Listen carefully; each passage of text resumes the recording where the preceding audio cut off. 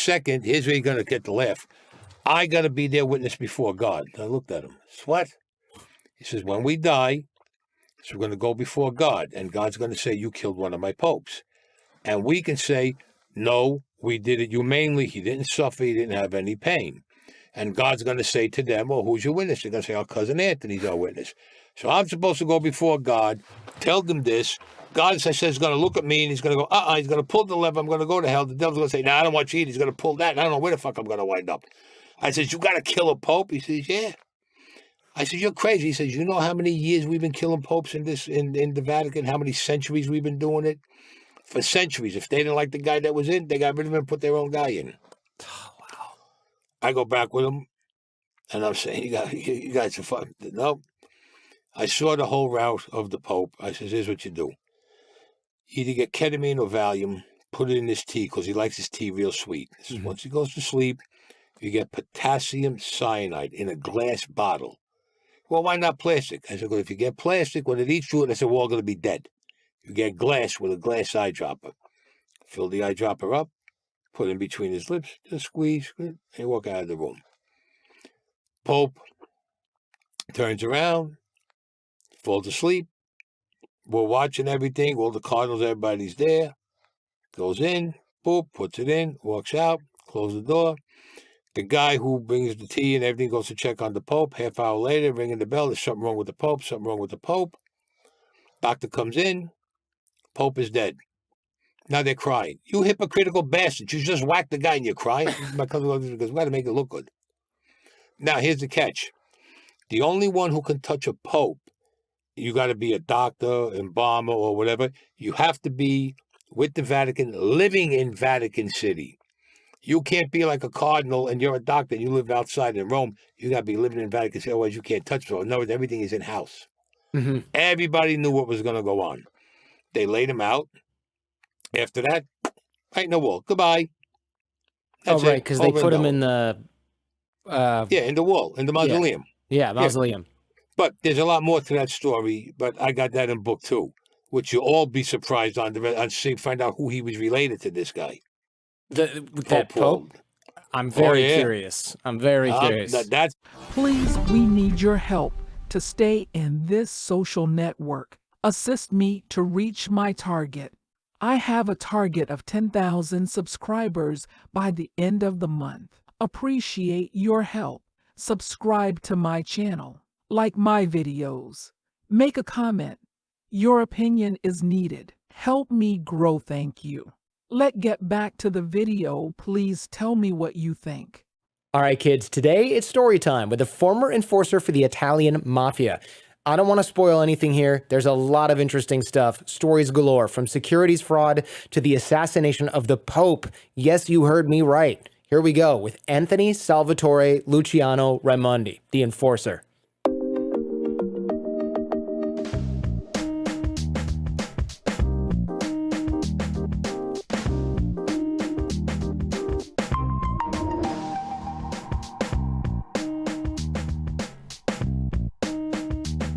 First things first, the Mafia was the family business, right? Your grandfather and family were in the Black Hand. Can you kind of take me through that? Both grandfathers. Both of them. Okay. Can you take us through what that is? Because I don't think a lot of people have heard of the Black Hand. The Black Hand, that was what you would call the original Mafia. These guys here were totally different than wise guys that you have nowadays. Totally different thing. These are the type of guys that when they used to send a thing, they send an image of a black hand. That's why they called it that. That was a death sentence. But they were the type of guys that if they had a problem, they went out, they took care of it, that was it. They didn't run to no captain, no lieutenant, even the boss of the family, the boss, like whoever the heads were of the Black Hand. If they had a problem, they went out themselves and they took care of it. Over here, you got to go.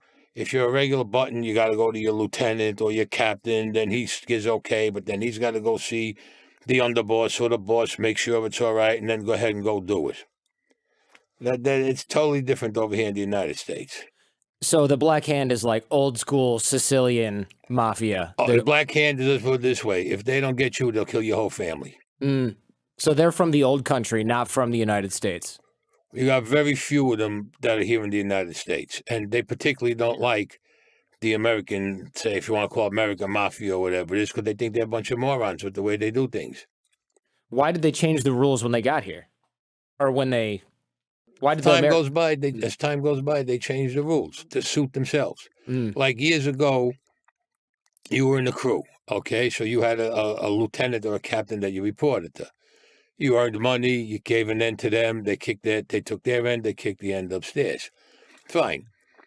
You were in there for maybe 2, 3, 4, 5, 6, up to 10 years, maybe even longer, before they put you up for membership. They made sure, that you were the right guy. Now, in between that time, maybe they would tell you, listen, we got a problem over here with this guy, go take care of it. So you go to see the guy, and hey, you put him in the hospital, and they see how you react. No two ways about you put him in the hospital. You broke a guy's legs, you broke his jaw, whatever it was.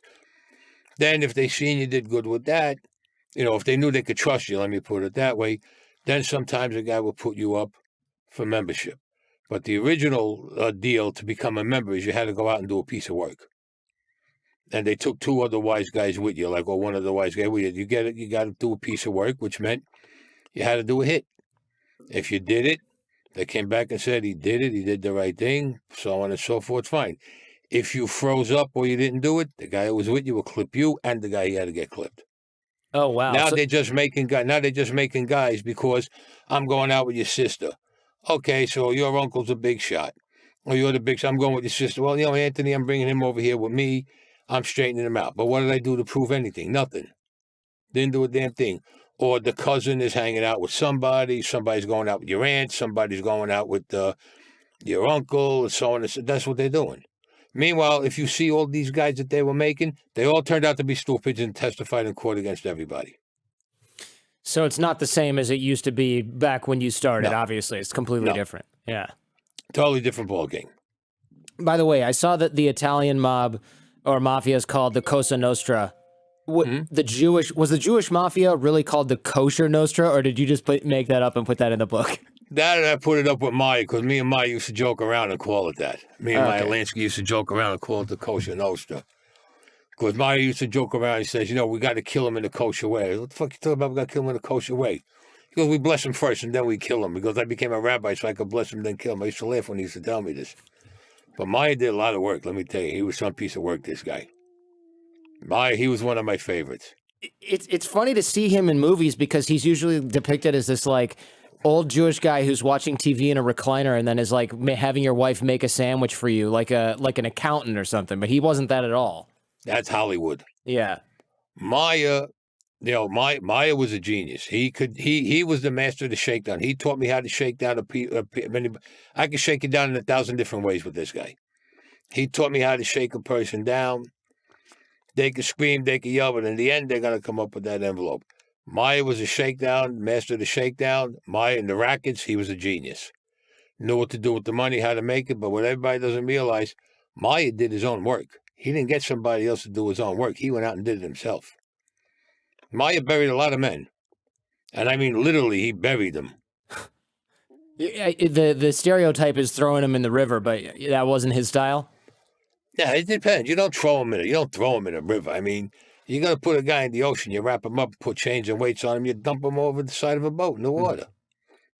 You got to punch a couple of holes in him, though, so that the gases in the body don't make him float up.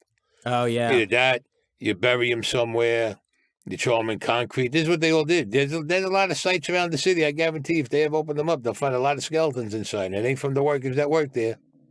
Like in the foundation of the building? Yeah, the foundations, the flooring.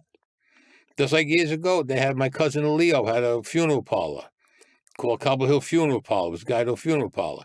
They used to bury 2 guys at a time in a coffin. Just to save money? No.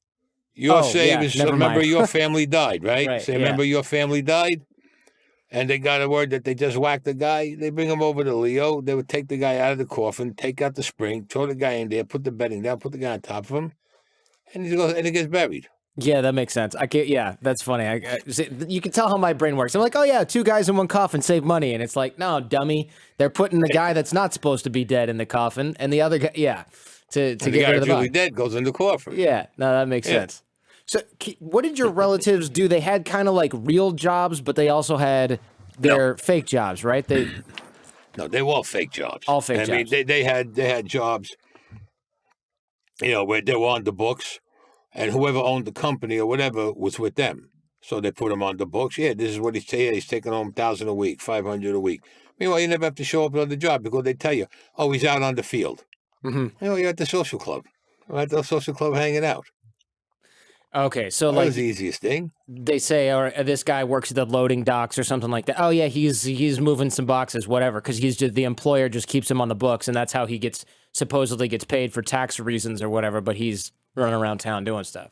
But the employer is with, let's say, like it was you. The employer is with you, so you're his guy. So if he has any problems, he has to come to you. So he puts you on the record, on books to cover yourself with the tax department. Okay, that makes sense. And then in meanwhile, if it's my company, then I have any issues, I go, hey man, I got this issue with these guys coming down and robbing they're stealing the fish or whatever, and then because you belong belong to him. You belong to him, so he handles whatever problems you may have. Now, what you mentioned different sort of like lines of work. Loan sharking, I think a lot of people know what that is. Oh, yeah. What Shylocking, which is like a funny sort of racist. Same thing. It's the same thing. Loan sharking, Shylocking is the same thing. Okay. What else? The gambling, right, was one of them. Had to be gambling, card games, poker. You had horse races. You had numbers betting. You had sports betting. You had numbers. You had after-hour clubs, legitimate clubs that you had a piece of. Like in my book, too, I tell about all the clubs that I shook down in Manhattan. I shook down every big major club in Manhattan. I shook them down. And I had a Shylock business going there from Studio 54 to Regine's to the Electric Circus to New York, all of them. I had a Shylock business. Back then, I had about $250,000 on the street in these clubs alone. Yeah, how much? $250,000. And is that like a monthly collection? Is that what you mean? Oh, hell no. Every week I got my interest on that money. What are you kidding? 4% every week of $250,000, like clockwork, like that. Oh, wow. That's great. Yeah, I even shook down the tunnel, Peter Gation's joint. Although Peter might want to give me an argument about it, but, I don't want to take his other eye out.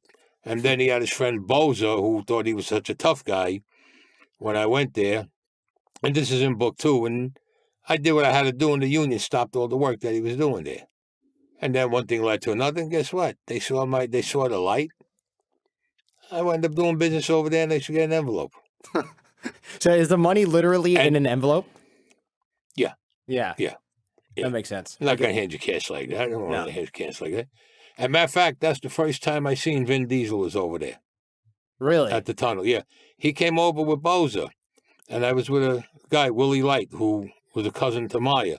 And I was talking, he came over, and I looked at him, and I told him, I just looked at him very nicely, and I turned around, and I said it so he could hear me. I told Boza, and I told Willie Light, I says, this guy's got a lot of muscle.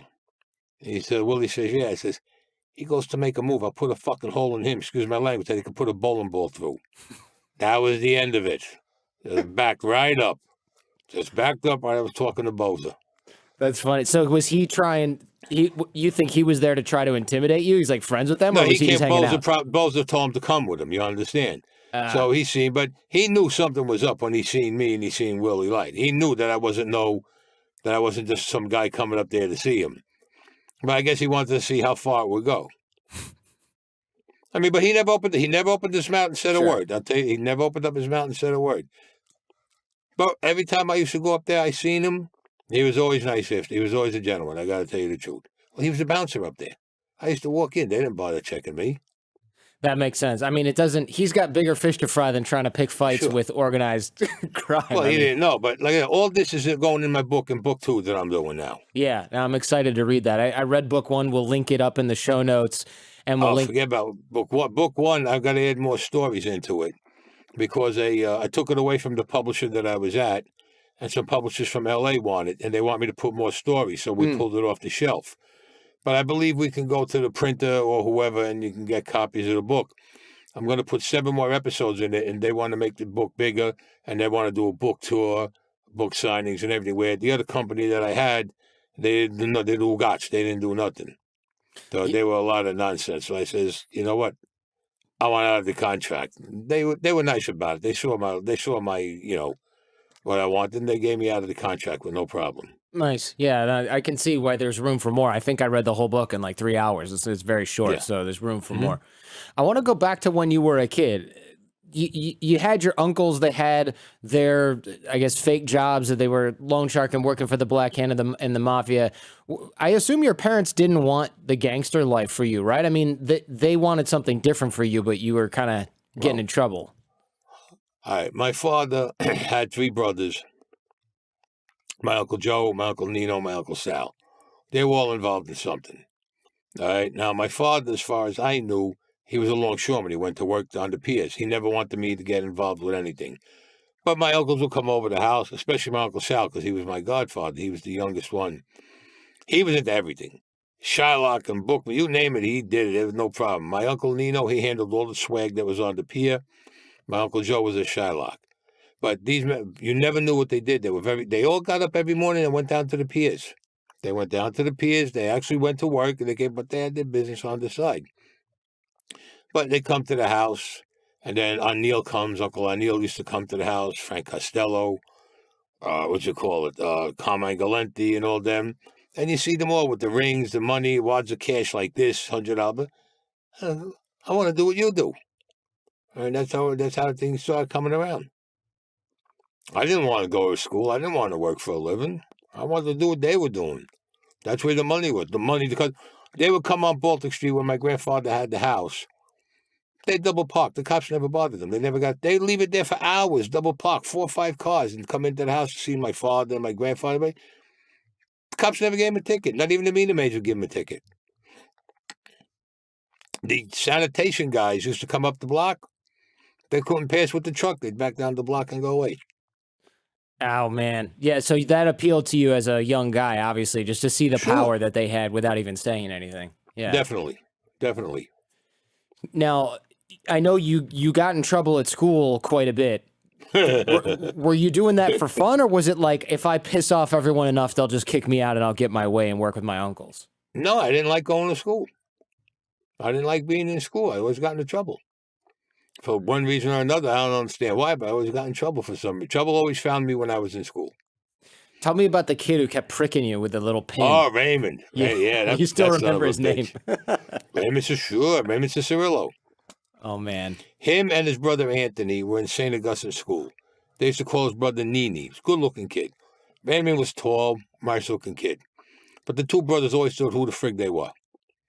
So he's sitting behind me in class, and he was sticking me with a pin. And Sister Ann Michelle was my nun, and she didn't like me. We used to call it Swinging Sam because she used to hit you with an open hand like this, knock you right out of the seat. Yeah, she was nuts. Every time I turned around to say something to Raymond, Raimondi, in the back of the room with the books. I had to stand up all day carrying 40 pounds of friggin' books all day long, go home for lunch, come back, and the same thing. So in St. Augustine, you had to wear a white shirt. So I come home one day. My mother says, "What's that on the back of your shirt?" I don't know. What's on the back of my shirt? She goes, "Looks like blood." I take the shirt off, and they looked at the T-shirt underneath, and there was blood. Well, I don't know what happened. I don't know how it happened. First, so my father goes like this, he goes, "Come here." So I look, and he goes, "What's going on?" I said, "Pop, listen, this friggin' kid, Raymond Cicerillo, he keeps sticking me with a pin or something. And every time I turn around, I want to hit him. She turns around, Raimondi, in the back of the school, in the back of the classroom, carry all the books." My father says, he goes, "Yeah, go ahead." He goes, "Go clean up." He says, "No, I want to see you." I said, "All right." I go clean away after school. I come back, gives me a pocket knife about this big. He goes, "Next time he sticks you with a pin," and I'll tell you my father's exact words. He goes, "Stab him in the fucking eye with this knife." I looked at my father. He says, "Don't worry about getting in trouble. And don't worry about Sister Ann Michelle." He goes, "You stab him in his eye." He goes, "I don't care what they do." That's okay. I had the knife with me. Sure enough, next day, Raymond with the pin. I said, "Raymond, stop. Stop. I opened up the knife. He put his arm across. I stuck him right here, and I ripped open his whole arm. Sister Ann Michelle almost took about 10 heart attacks. The blood shot all over blood all over the place. They had to wrap his arm to stop him from bleeding. This guy had, I think, like about 70, 80, 90 stitches he had going down his arm. Oh, my God. BS, cops come. They grab me. Okay. My father and my uncles go up to the precinct. I walk out. Mm-hmm. That's it. Next day, I'm back in school. Sister Ann Michelle looked at me, but I'll tell you one thing. I never stood in the back of the class no more with books. She never bothered me after that. And I knew, that's when you knew they had something. Now, what happened, they were going to press charges on me because at that time you could press charges. So somebody went to talk to them. They said, no, we're pressing charges. Sure you know what you're doing? Yeah, okay. My cousin Mac, my Uncle Sal, my father was outside. Yeah, I know my father was there. And Maya was around at the time. They went to their house. They lived on, I think it was either Sackett or DeGraw Street they lived. Knocking on the door, no answer, they kicked the door in. They were sitting down having dinner. They walked in. My uncle put the gun down the father's throat. Turned around and told him, you press charges, we come back and kill your whole family. Oof. Drop the charges, don't press no charges, go about living your life. This kid gets picked up, gets one thing that he goes, your kids, the rest of your sons and your wife, he goes, I'll kill everybody in the family here. End of story, and they walked out. Next day, I get a call, go back to the precinct, charges are dropped. Okay. I went back to school. Raymond, I saw the brother Anthony. He kept away from me. He seriously kept away from me. And then when Raymond came out of the hospital, he was able to go back to school. They had him, I was in the front, and they had him sitting on the other side all the way in the back. Because I told him, I said, next time you do it, I said, I'll stab you in the eye with a pencil, I told him. I says, you know, the guy's sticking you in the same spot all the time with a pin. Not for nothing. I don't care how big or how small you are. Do that all day long, and you see what happens. He's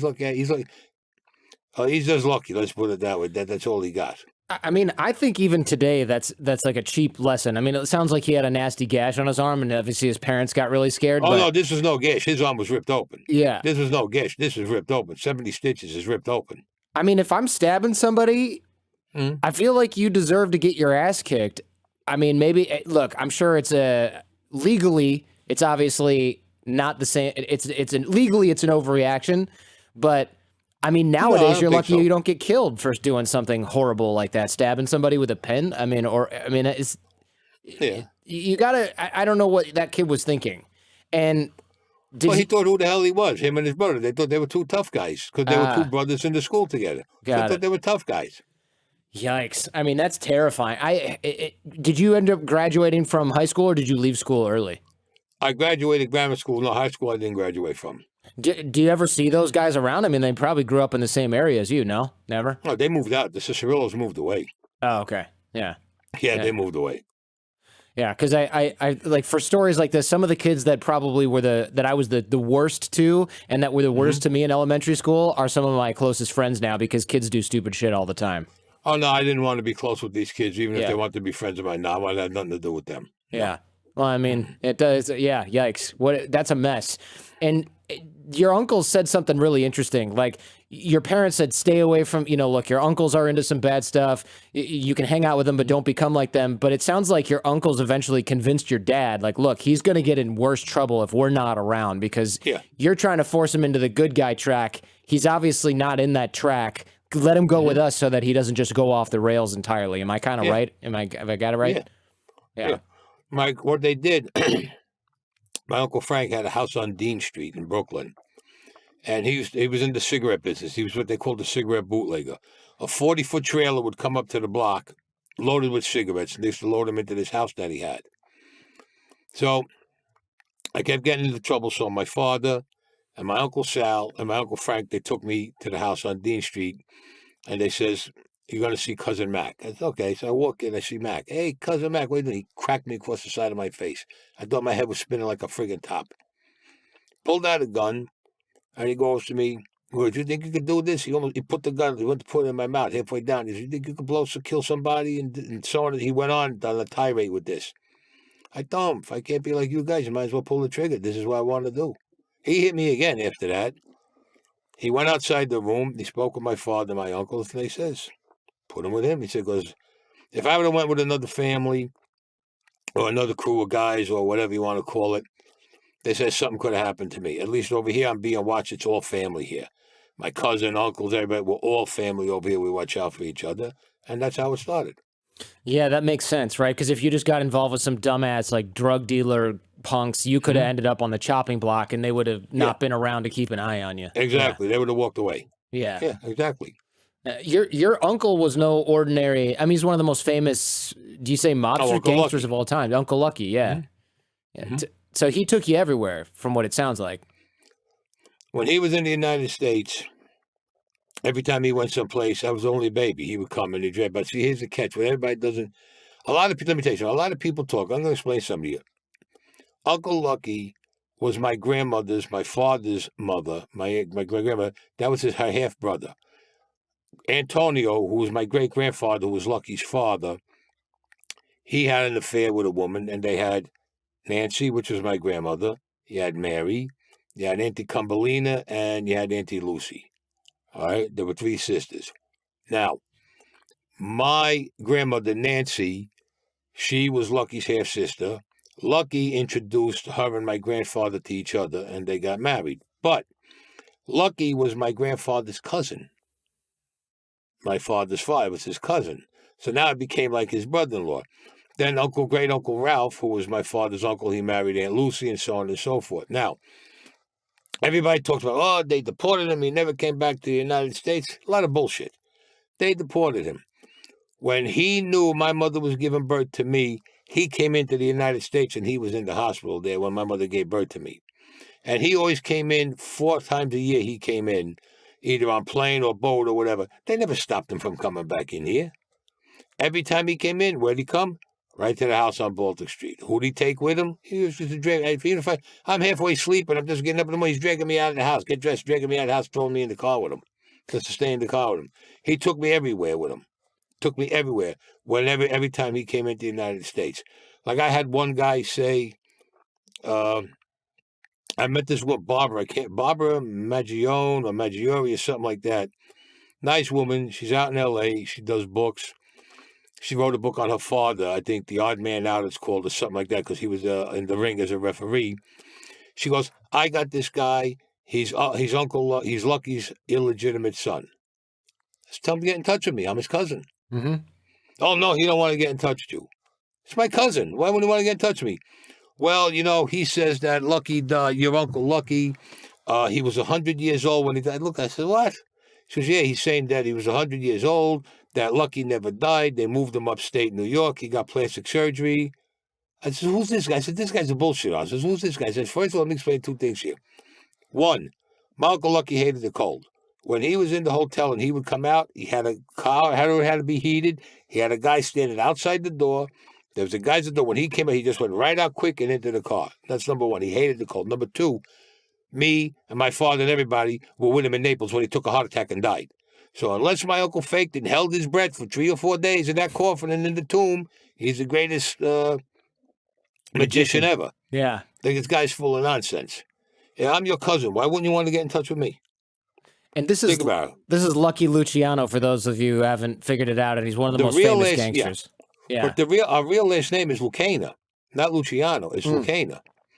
I had an argument with some moron on I think it was called the Scarpa Crew or one of them clubs that they put on the internet, like the organized crime clubs and all this. The guy's name was New Morgan, telling me about Uncle Lucky. He goes, oh, he used to use that name, Luciano, as a disguised name. He made it up. But no, you moron, he didn't make it up. When they came here from in Italy and they came to Ellis Island, instead of the guys writing the name Lucana, they wrote Luciano. So he used it. That happened just to a like lot they of called him names. Charlie. Yeah. Charlie was his nickname, but it wasn't his real name. His real name is Salvatore Lucana. So this moron, I was in the club, and somehow or another he got me thrown off the club, and I wrote a whole big thing about him on Facebook. The guy's a jerk off. Everybody said, the guy's a jerk off. He's a fucking moron. Excuse my language. Next thing you know, guess what? The club gives me an invite to come back. Just to clarify how we were in Naples with my Uncle Lucky, my father was thinking of moving us all back to Italy. That's why we went back to Naples. Okay. And then after Uncle Lucky died, and then we shipped his body back into New York, and he's buried in St. John's Cemetery. And my father said, the hell with it. He says, because all our family's going to get buried when we die, either St. John's, Pine Lawn, or St. Charles. So he says, if we go to Italy, we're going to be buried with some relatives out there that might not even know us. Just the hell with it. We'll stay here. Mm-hmm. No, that makes sense. But a lot of guys have a lot of different stories. A lot of guys claim a lot of stuff. What do you think of the actors that play your uncle or that play Lucky Luciano in Boardwalk Empire and things like that. I mean, they're pretty good actors. I don't know how close it is to reality, but you think they do a good job? Hollywood. Yeah. That's all Hollywood acting. Yeah. It's all Hollywood acting. It seems it's all Hollywood acting. Yeah, of course. You almost died as a kid. Tell me about that. It led to kind of I don't want to say epiphany, but a special moment in your life. What you mean with the plane crash? Yeah. In 1960, it was December 16th, 1960. There was a plane. What happened was there were two jet planes. They collided over Staten Island. One of them crashed in Staten Island in Miller's Field. Everybody died. The other jet made it into Brooklyn. What happened, we heard the explosion. I was sitting by the window because I was the only one sitting by the window because I was the bad kid. So Mrs. Piccarelli said, by the window, Raimondi, by the window. What else is friggin' new? I've been sitting by the window all year, so what's another day going to do? Anyway, I'm over there, and we heard the explosion. But then we heard something that sounded like a rocket coming through the air. And she's over here. Now everybody under the desk, get out. Me, I'm over by the window. I want to see what's going on. Mm-hmm. This jet plane came through the block. Now, they interviewed me on the 50th anniversary. 3 different major... Roseanne Scotto interviewed me. Channel 11 interviewed me. What's that other one? 1010 Wins interviewed me. Because everybody they interviewed had these weird stories. And they seen that I was in the school. And I told them what happened. The plane didn't come shooting through the block. It didn't crash. It didn't do nothing like that. It glided like this through the block. Now, what happened, I was by the window. What was left of the wing hit the window. All the glass went in my face. Nothing more hit my eye. I had glass all up in here, around here, under here, over here. All glass. Nothing went in my eye. The doctor said that alone was a miracle. But the plane came like this. It glided. When the plane went down, it hit like that on the ground. The 7th Avenue and Flatbush Avenue. It hit. Boom, it dropped, okay? Couple of seconds after that, it exploded from the gasoline that was leaking out of it, the jet fuel. When they took me out of the hospital, when they took me out of the school van, they were taking me to the hospital, the jet fuel was running down Sterling Place on fire. It was melting the snow. Now, they put me in the ambulance with the kid, I don't know if it's Balton or Spitzer was his name. He lived for 1 day. 1 day, this kid was the only survivor. He actually fell out of the plane onto a pile of snow. When they put me and him in the same ambulance, you couldn't tell if this kid was white, black, Puerto Rican. He was, let's put it this way. You see my cigar case? Mm-hmm. This is the color he was. Oh, man. How this kid lived is beyond me, but he died the next day. And I told everybody, and everybody said I was crazy. I told them I didn't know what I said. First of all, I thought it was like a monk or a priest I saw on the plane. Then I seen a picture. I said, that's what I seen. I said, that's that, they told me. I seen him on the plane. Now, everybody, how could you see him on the plane? They didn't look inside the plane. I never said I seen him inside the plane. I seen him on top of the plane. I don't care what anybody tells me. My mother and father took me to psychiatrists for 2 years. Psychiatrists, psychologists, and they said one or two things.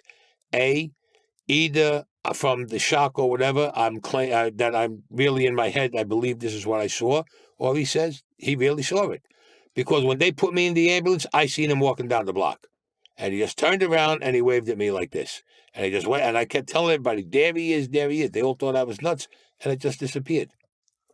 Wow. And I'm telling everybody, and I'll never forget it to this day. I remember, just as clear as I see you, I see him in my face, in my mind. I see him. Everybody thought I was nuts. I says, I seen this. I'm not kidding. I know what I saw. They could say whatever they want. I know what I saw. So you saw the angel of death and he waved at you? I mean, that must have waved scared goodbye to me when he was going down the block. He waved goodbye to me. That must have scared the shit out of you, right? No, I kept telling everybody, there he is. He's over there. There he is.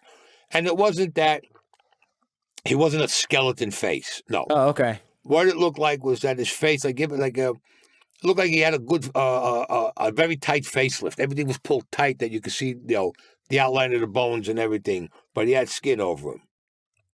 Wow. I mean, you must have you obviously remembered that for your entire life. I'll never forget that. I will never forget that or the plane crash. I was seeing those people literally on fire, hanging out, some of them out of the windows and stuff.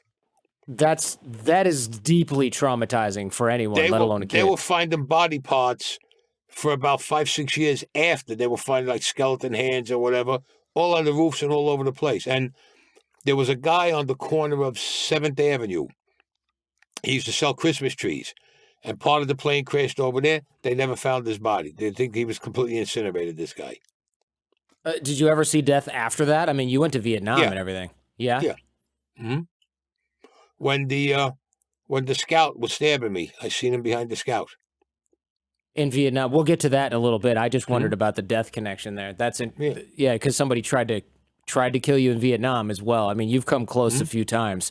And the reason I brought this up is because after that, the doctors, your family, everyone said, hey, you're a lucky kid, just like your uncle. And that it seems like that kind of sealed it. Yeah. Oh, yeah, definitely.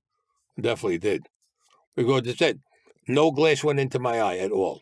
I mean, it went up around here, in here, even under here, some over here. Nothing in the eye or on the lid or anything. Nothing. Nothing at all. That was pure luck. How did you end up getting into the family business after that? I mean, it seems like a jump from, okay, you're hanging out with your uncles to, now you're in the business doing stuff. You're not just walking around after them. They took me down to the Diplomat on Carroll and 3rd, where I met Joe Colombo. And everybody said, what's this kid doing here? So they turned around. My cousin Max says, he goes, this is Frankie's kid. So Tom DeBella and all them said, this is Frankie's kid. They says, no problem. Just let him stay. I was cleaning up the Diplomat, mopping the floor, sweeping, stuff like that. Then Joe would give me some envelopes. They would tell him, go up to 5th Avenue where Scappy's Club is, bring these envelopes up there. I'd walk up to the block, I'd bring the envelopes. Scappy'd give me an envelope, and I'd walk it back down to 5th Avenue. As I started getting older, then they says, go over to 5th Street and 5th Avenue. And I'm walking. I don't have a car, so I'm walking. I walk up to Carroll Street, walk across 5th Street, 5th Avenue, 7th Street, and 5th Avenue. I'm dropping off envelopes and picking up envelopes, and I'm going back down to Carroll Street. So one day I'm going to make a pickup on 3rd, I think it was 3rd Street or 5th Street. Detectives grabbed me. 2 detectives come out. They grabbed me. They had the money on me. I had the number sheets. I had everything on me. Right to Bergen Street Station House. And they threw me in lockup. Never told me to call a lawyer. Never said nothing. All they're telling me is, you're never going to see your family again. We're going to send you away for 100 years. And I'm looking at them. I didn't say a word. Because they always told me, don't open your mouth, don't say that. I'm sitting there. They threw me in the cage with all adults. I was 15 going on 16. They threw me in the cage with all adults, which they weren't supposed to. In the cage, everybody's looking at me, and I'm looking at me, and I'm saying, here's what I'm going to... I figured something was going to happen. But there were 2 guys on the other side of the cage, and I looked at them, and I recognized them from the neighborhood. They just went like this to me. He nodded to me, and I went like that to them. When everybody seen that, they all backed up. Because these 2 guys were somebody. They were made guys. But they had gotten picked up for some bullshit, whatever it was. But they were going out. When these guys knew me, they said, uh-oh, no problem. They just backed up. Now, from the story I got, down to the Diplomat, everybody's saying, where am I? They didn't know. I didn't go for the other drops. I didn't make the pickups and this, that. So everybody's saying maybe something happened to him. Maybe he got shot, killed. Maybe somebody mugged him, whatever. And they had this one guy, Fat Andy, who me and him never got along. He goes, maybe Anthony took off with the money. My cousin Mac turned around and told me, he said, you ever say that again? He said, I'll blow your fucking head off. He goes, this kid ain't going to run away with the money. So what they done, they got in touch with Abraham Gritz, Abraham Gritz had a bail bonds business, and he was a lawyer. He said, see if you can find out what happened. Sure enough, he comes back. They go, he's got him in Bergen Street Station lockup. They go down. I'm sitting there, and I hear, who the fuck is in charge here? And I was like, I know that voice. And I turn around, I see Joe Colombo. You get him out right now, the captain. And he's yelling. So he goes, what the fuck is locking up my man? That's my fuck. Get him the fuck out here now. Captain went, opened up the gate, and took me out. He goes, where's the detective? He goes, fine. He goes, you keep this shit, but I'll have you on the fucking bread line, he tells him. The detectives come out. He reamed them, forget about what he done with them. He said, I want where's the money, where's the slips and everything? So the detective goes to give the Joe. He goes, no, you hand it to him. You took it from him. You, like this with the hand. You fucking hand it to him. Otherwise, you'll be up in Holland tonight. This detective was busted. He didn't want to hear. He handed me that envelope. I just put a smirk on. I was waiting for him to say something, because Joe would have cut his head off. We leave. The two detectives, he had something done with them that they had a beat that they didn't really want to go on. Came back. He says, yeah. I said, yeah, I'm fine. He said, all right, finish your route. I went and finished my route, and I came back down to the Diplomat with it. And that's when I got my first drink. They gave me a scotch and soda.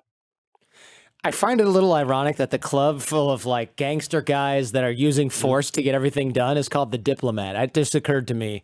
It's like a little tongue-in-cheek joke almost. I'll tell you why. Because there was a hotel in Miami called the Diplomat Hotel where all the guys used to stay. So the bar that was on Carroll and 3rd, they called it the Diplomat Lounge. Same thing as over there. We had a what do you call it? We had a charter for it at one time. There used to be a charter. It's like the aristocrats, right? Like, it's like yeah. So by 18, you're managing this spot, which also is called the Cadaver No. Club. 18. I was already in the service at 18. No. This is 16 though, right? You're managing 16. the Cadaver Club, which also sounds like the most mafia thing ever. And Cadaver, not Cadaver, Cadabra. Oh, Cadabra. I thought it was Cadaver Club, like a dead body. Oh, okay. That makes a little bit more sense. Okay. All right. I must have heard that one. I thought, no way, they name it the Cadaver Club. That's also a good name, though. It's just not as upbeat. Yeah, it's true, too. Yeah. Yeah. So this guy comes in there looking for you, or looking for something, and you this is like the first time you get attacked by, I guess, a full-grown man, huh? Yeah. Joe gave me the spot down there. He says, come here.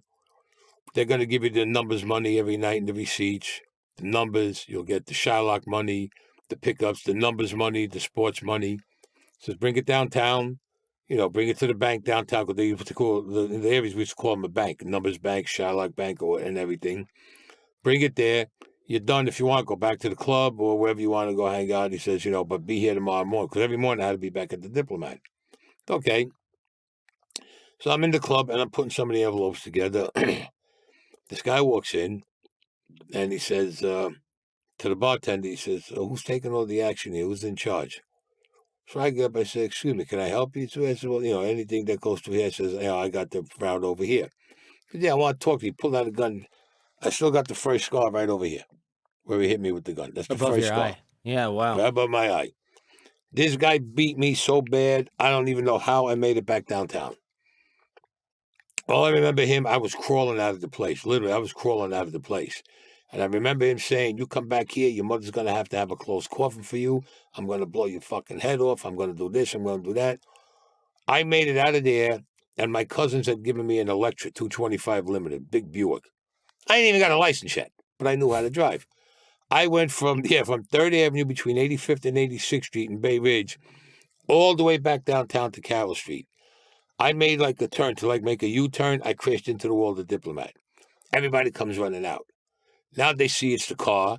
They look at me. They think I got shot because I'm bleeding all over the place. They get me to Methodist Hospital, and Dr. Leo was there. He examines me top. He goes, no. He goes, he caught a bad beating. So my cousin goes, what happened? I said, look, this is what happened. I said, I don't know who this guy is. Told him what happened. He goes, okay. He says, take care of him. So they were taking care of me in the hospital. My cousin was coming up. Everybody was coming up to see me. My uncle, my father was looking for blood. My father wanted the guy dead. He didn't care he wanted the guy's whole family dead. My father didn't care. Joe Colombo told me, he says, Frankie, I'll take care of it. P.S. They take me home. My cousin takes me home from the hospital about 5-6 days later. He says, rest up for a couple more days and I'll bring you down to 3rd Avenue. About 3-4 days later, he goes, come on, Joe wants to see you. It's okay. They told me who this guy was, this Sally Burns. He was a cousin to the Granellos. They were all named either Frankie Burns, Sally Burns, or Jimmy Burns. The last name was Granello, but then they had cousins who didn't even have the same last name as them, but being they were cousins, they adopted the name Frankie Burns and Granello. But they were all a bunch of perverts is what they were. Seriously, they all were. No, there's no lie about it. They all went after young girls. Oh. And you couldn't, let's put it this way. When you killed one of them, you did the world a favor. They were all fucking lowlifes, but they were big earners. They were big earners. See, that's the catch. If you're a big earner, you could be the biggest lowlife in the world. Nothing's going to happen to you. But when the push comes to shove and the commission says, the guy's got to go, I don't care how much he earns, guy's going, he's got to go. So Joe Colombo tells me, he says, listen, I'm going to take care of this thing with this Sally Burns. He says, don't worry about it. So I appreciate it. He goes, relax. We were down at Monty's restaurant. I'm sorry, we were at Monty's restaurant at the time. My cousin calls me over to the table. There's my cousin, Scappy, Jerry Lang, Junior Persico was there, Alley Boy, Little Vincent. They were all sitting there. And he says, listen, if Joe Colombo handles this for you, that means you belong to Joe Colombo. You can't do nothing without his say-so. And if he don't want you made, you ain't getting made. That's okay. So what do? They said, if you handle it, then that means you belong here with us. You ain't his man. You belong here with us. When it's your time to get straightened out, you'll get straightened out. That's okay. So I says, all right. So now I'm saying I got to handle this myself. I said, all right. So I'm thinking, I said, let me go see Joey D and Sally D. They had a bar on Union Street and 3rd Avenue. All right, Union Street bar. I went and I seen Joey D. I said, Joey, he goes, how you been? I said, good. He goes, I heard what happened. I said, yeah, I know. I said, the guy screwed me up. I said, but I'm doing better. He goes, what do you want, cuz? Now, me and him are the same age. I said, I want to get a gun. He goes, for what? I said, I'm going to take it with me when I go down to 3rd Avenue. I said, maybe I'll scare this guy with it. He goes, all right, come on. Went into the bar that his family owned. We went to the basement. Then he had a sub-basement. All weapons. His family were gun runners. They had Shylock, the bookmaking, and everything else, but their main source of income was from weapons. I mean, if you wanted a B-52 bomber, he'll tell you, I'll get it for you in 3 days. We'll have it at your doorstep. I mean, you got to see the stuff. I mean, they had bazookas, they had hand grenades. I mean, they had stuff like you never saw. P.S., he goes to me, pick out something. I said, like that gun. What is it? He goes, it's a 380 Beretta from Italy. Pietro, I'll never forget, 380 Pietro model 84 from Italy. 13 shots in the clip and 1 in the pipe. I says, well, how do you shoot this? You know, he goes, come on. They had a range down there. Loaded it, showed me the safety and everything on it, showed me the target, and I'm still shooting. I'm shooting. He's looking at me, and I'm shooting and everything, or loading it, putting more bullets in the clip, shooting. I hit, I think it was about 48 bullseyes out of 50 shots. Never fired a gun. It was the first time I ever fired a gun in my life. Joey goes to me, he goes, you never fired a gun? I said, Joey, no. He goes, you telling me the truth? I said, Joey, we know each other since we're babies. We always hang out together. You know if I shot a gun, you know I shot a gun. I never fucking fired a gun. It's my first time. Because let me tell you something. He goes, somebody who never shot a gun, he says, sure, natural. He says, you know, he goes, my Uncle Sal's coming over. So Sal comes over, and they show him what happened. He says, you did that? Yeah, I mean, I never shot a gun. Gun's a gift. Taken. They gave me a box of ammunition. It's a gift. I was ready to pay for it. No, all right. He told me, be careful when you go down there, they told me. So I got in a brown paper bag. I walked from Union Street back over to Carroll Street. I get in the car with my cousin.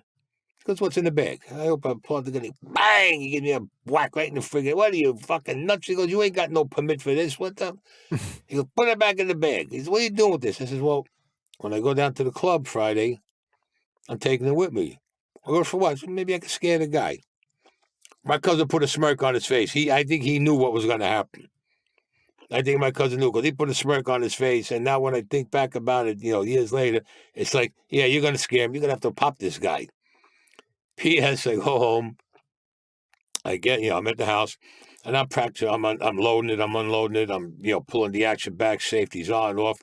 I had this gun in my sleep. I could do this gun blindfolded. Friday comes. I'm at the Diplomat. I go back home, get changed, shower up, change, put my clothes on, everything. I get the gun, I load the gun up, stick it in my waistband. I go down to Monty's restaurant, and I leave the gun in the car. Excuse me, everybody goes, what are you doing here? I must have got there, it was about 8 o'clock. He says, what are you doing? I said, nothing. He said, I thought you were going down to 30. I said, yeah, I'm going to go down to the club in a little while, but I just wanted to come there and see, let you know I'm going down. So I said, cousin, everybody, okay, go ahead, I'll see you when you get back. I said, all right. So they said, if you don't, if you get back late, then we'll see you in the morning. It's okay, fine. I take my cousin's car, and I drive to 3rd Avenue, and I park right in front of the place. There's a parking space. I go in. I got the gun in my waistband. I go in, and Dookie, the bartender, sees me. He goes, what are you doing here? I said, I want to see this kid, Sally Burns. I want to straighten this out. He goes, Andy, this guy's fucking nuts. He's been shaking down everybody in the club. He's robbing the registers. We can't control him. But this guy will kill you. I says, don't worry about it. I said, don't worry about it. I says, I want to talk to him. I figured I would really talk to him. Now, with this club, when you walked in this way. The bar was on the left-hand side. And on the right, you had like a ledge that you could put your drinks on. Mhm. But the bar went straight about maybe 40 feet. Then it turned to the left like an L shape. And there was a dance floor. Like to your right, there was a dance. When you made the turn like this, there was a dance floor to your right. Then there was all tables and chairs. And then it turned down again to the other door. When I walked through and I turned around, I seen him. He had his back to me. And he was talking to this girl, Karen Schools. I'll never forget Karen. Gorgeous blonde. What a girl could stop. The girl could stop an atomic bomb in mid-blast. Believe me when I tell you. Gorgeous piece of work. She's talking to him. The music goes down, and I hear her tell him, she says, Anthony's behind you. For whatever the reason, before she even said it, I don't know why, I had the gun in my hand. This guy gets up. What did I tell you, you dirty motherfucker? Your mother's going to have a close call for me. I'm going to blow your fucking head up. He opens his jacket, and I seen the gun in his waistband. He puts his hand on it.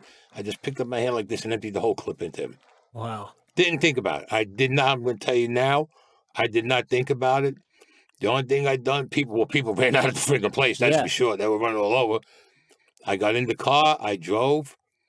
I remember something telling me, remember what your cousin said, get rid of the gun. I stopped on 3rd Avenue. Well, no, Hamilton Avenue I went up to. There's Gowanus Canal. Took the gun apart, threw the whole thing in the canal. I parked in the car, took off. I go down to Carroll and 3rd. I go into the Diplomat, see Joe Blub, the bartender. I says, where's everybody? Go to down in Monty's. I go down. I go, what are you doing here? I said, I went down to Bay Ridge. I saw that Sally Burns. So my cousin says, what happened? I said, well, I told him what happened. He pulled out, he got up. He was going to kill him, I said, what happened? I said, I shot him. So they all looked at me. He said, what do you mean you shot? I said, I shot him. I said, I emptied the whole clip into him. I said, I got rid of the gun. It's in the canal. So Jerry Lang goes to me, is he dead? I said, I don't know. I didn't stick around to find out. So Joe tells little Vincent, he goes, go down to the place there, see what you can find out. By the time Vincent left and he came back, was within an hour. He comes in, Vincent, he says, the guy has no head. So just wait till he goes, he shot him in the head. He blew his whole fucking head off. He goes, the body's on the floor. He goes, if you look at the body, whatever, he goes, and you look for the head, you can't tell if it was a man or a woman. He goes, he's got no head. He goes, it's gone. He said, it's like mush. He said, you can't tell what the hell it is. So they tell me, says, the guy's dead. Okay. It really didn't faze me. Whether it didn't register, maybe what, didn't register. Joe Colombo goes, give him a drink. He gives me a 7 and 7.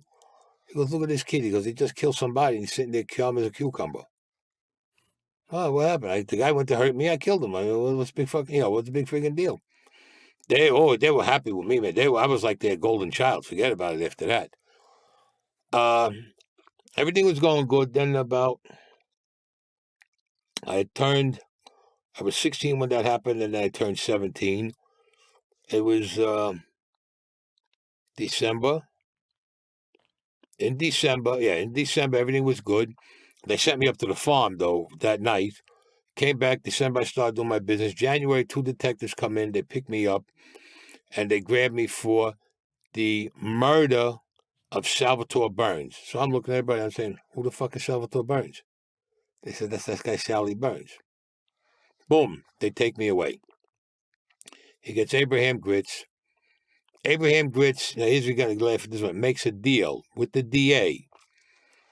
I'm going to get charged with possession of an unlicensed gun and firing a gun in the city limits. Total of 1.5 years you got to do. Now, everybody says, how did you get that? I'm going to tell you why. There is a stipulation. The state, the city, and the feds have. It's called the Youth Offenders Act. Up to the age of 24, anything you do, you're considered a youth offender. You can only get a minimal amount of time. They can't prosecute you and give you big time. Can't. As long as you're 24. Once you hit 25, that's it. You're an adult. Then they can charge you with everything. So the guy made it. He says, listen, Anthony, 1.5 years, what the hell? I said, I killed it. Yeah, okay. So I was going in, and then my cousin was going to go away for a case that he had. I'd be back ahead of him. So I said, no, just keep on running the business. P.S. A couple of months later, we're going down to take the plea. Figure, start, why not? A year and a half, you can't go wrong. We drive down Atlantic Avenue and we turn onto Boren Place. Boren Place goes like to the courthouses and it goes to the probation department, to the bridge. 4 cars came down on us like this. We were in Jerry Lang's Lincoln. He had this big-ass Lincoln. They came down on us like this, 4 cars. Guys coming out, 2, 3, 4 guys each car, pulling us all out of the car. Joe Colombo screaming at them. I'm on the floor. We got him. We got him. You got who? We got you. The fuck you talking about? FBI. They got me for, now here's the kicker, not murder. Nothing like that. The civil rights violation of Salvatore Granello.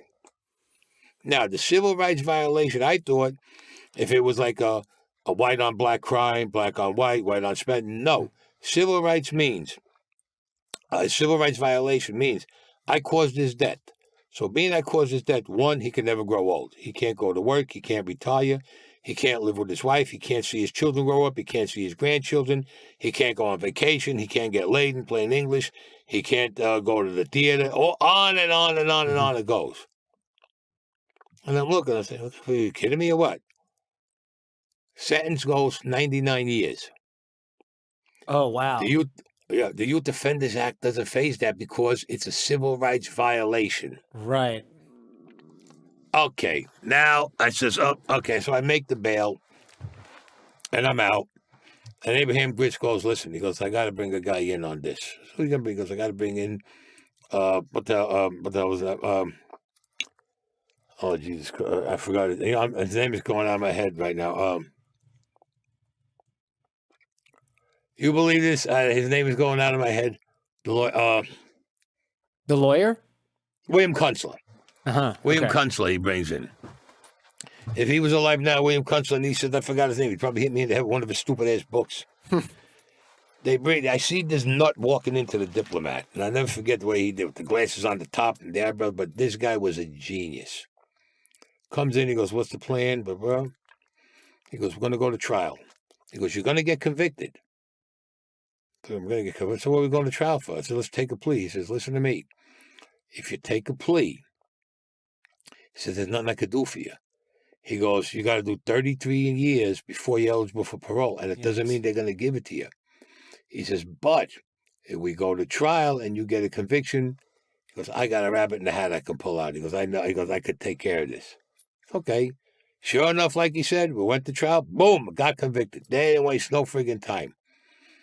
Judge sentences me to 99 years. They sent me that night. They didn't wait for the next day. That night, they sent me to Atlanta. I was on the bus going to Atlanta, from the bus to the plane, Atlanta Penitentiary. They just didn't like a directed red organized crime. So I'm looking at it, they says, we'll see you tomorrow. Okay. Next day comes. They got me in the hole. That's solitary confinement because I'm a new fish in there. Who comes walking in? Abraham Gritz, William Kunstler. Guy goes to me, he goes, how'd you like to get out of here? I'll kill the whole fucking place if I got to get out of here. What, are you kidding me? What? He goes, you have to join the service and you're going to go to the Southeast Asian Conference. Yeah, sure, why not? What do I care? Go sign the papers. Sign the papers. He goes, the MPs will be here tomorrow to pick you up. Okay.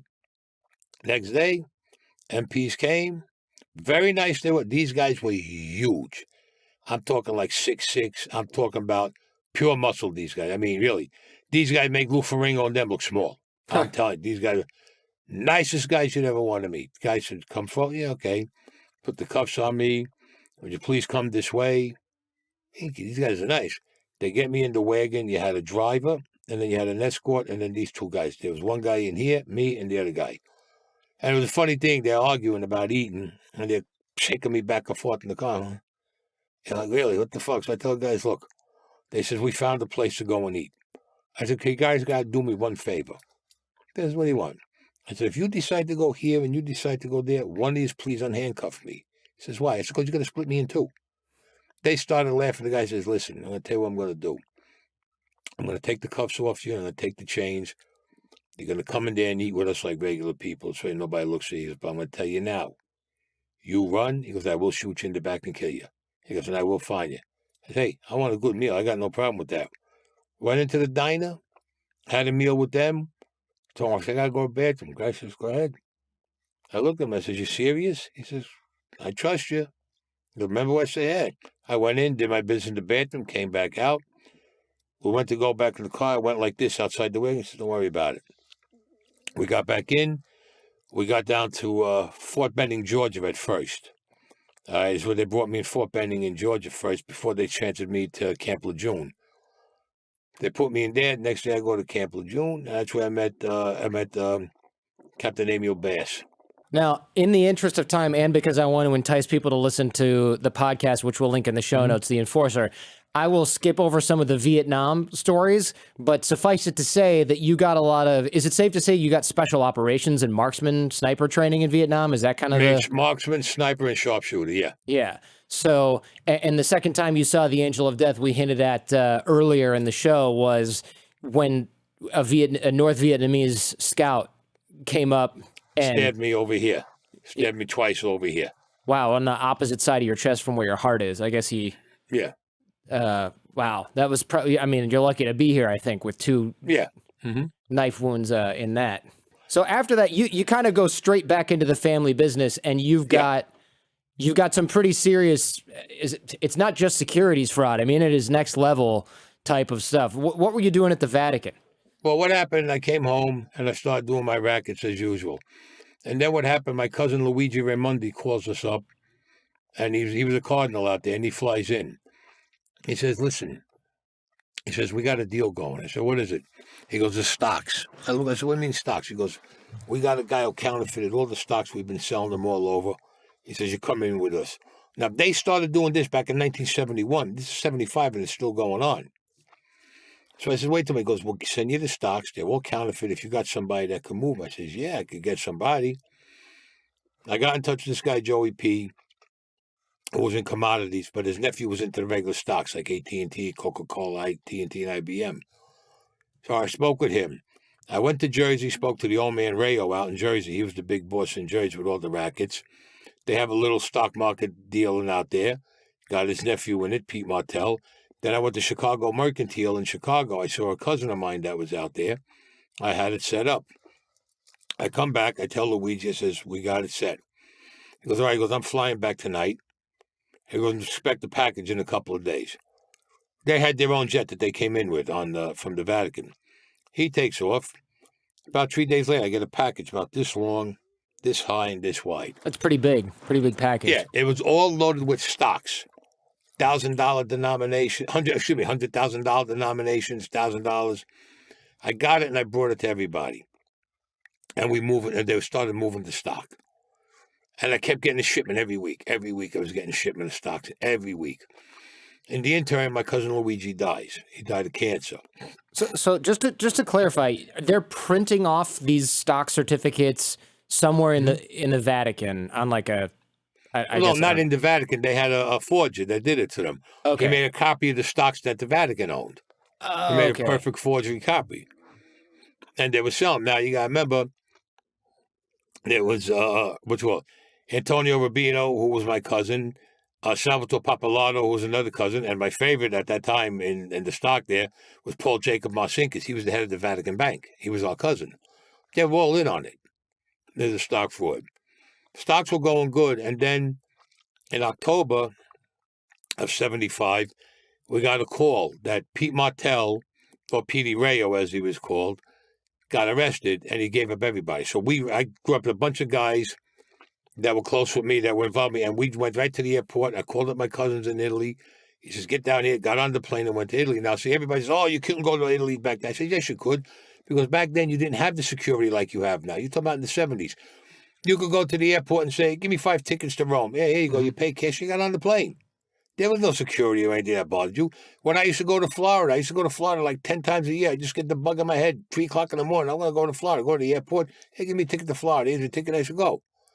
So I got there. I told my cousin what happened. He put me at the Vatican Hotel, and he put the rest of my guys somewhere else. So we were all separated.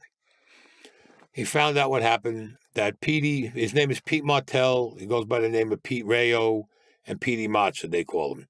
He got pinched, and he ratted on everybody. I'm down in the Vatican, and I'm there about maybe a week and a half, 2 weeks. The FBI comes in.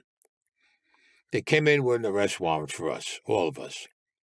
So my cousin tells him, you can't take him. Oh, he says, no. He goes, this is Vatican City. We are considered a country within a country. We have no extradition. You can't touch them. The FBI went to the Italian government. The Italian government says, we have no jurisdiction in there. Mm-hmm. They're their own country.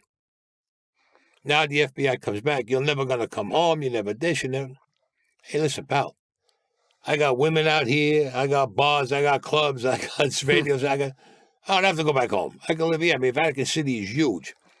So my cousin tells me, he goes, you want to go back home? I said, it would be nice. He goes, I got a fail safe. Don't worry about it. He goes, where's the counterfeit stocks you got? So he brings it up. He goes, you're the expert? He says, yeah. He goes, now the FBI stock had the FBI stamp on it, the counterfeit ones. He turns around and says, get the same one out of the Vatican vault. They get it, he goes, now I want you to look at both of them. Tell me what you see. The guy looks at both stocks. He goes, perfect copies. So my cousin goes, you're the expert? He goes, look at them again. Perfect, nothing wrong with them. He turns around and tells the FBI agent, you better fire him and get somebody else. Says, why? He goes, look at the serial number. Both stocks got the same serial number. They both got the same batch number. They both got the same routing number. So now the FBI is looking at this guy. You moron, you couldn't see this? So my cousin says, how would this play out? Let's say this got released into the United States that all this stock is phony. He goes, you're probably going through recession, but then he goes, you'll hit a depression that you never come out of. He goes, do you understand what I'm saying? My cousin Marcinkus, he was a bad. I mean, this guy. I mean, seriously, this guy was not a guy you played with. Cardinal law, he'll kill you and take your life. There's no joke with this guy. He says, so let's make the deal. We got a list of everybody that we gave stuff to. We'll give you the list, and we'll give you 500,000. I mean, 500 million they were going to give him. Because they made in the United States, they made close to $10 billion. $10 billion. Billion. Yeah, we're talking billion. We ain't talking, listen to me, you have no idea. The Vatican's worth at least, a rough estimate, figure, 1 billion times 1 billion. Let's put it that way. Take 700 billion and add that, say, 3 times over. That's what the Vatican's worth. They got more money than you know what to do with, but we can get into that whenever you want to. He says, call New York up. The guy calls New York, goes, tell him what I said. So now, then they had the old rotary phones where you used to put your finger and turn it. They were about maybe 12 feet away. My cousin goes, don't worry about it. Over the phone, you hear the guy yelling, you stupid son of a bitch, make the deal. Make the fucking deal.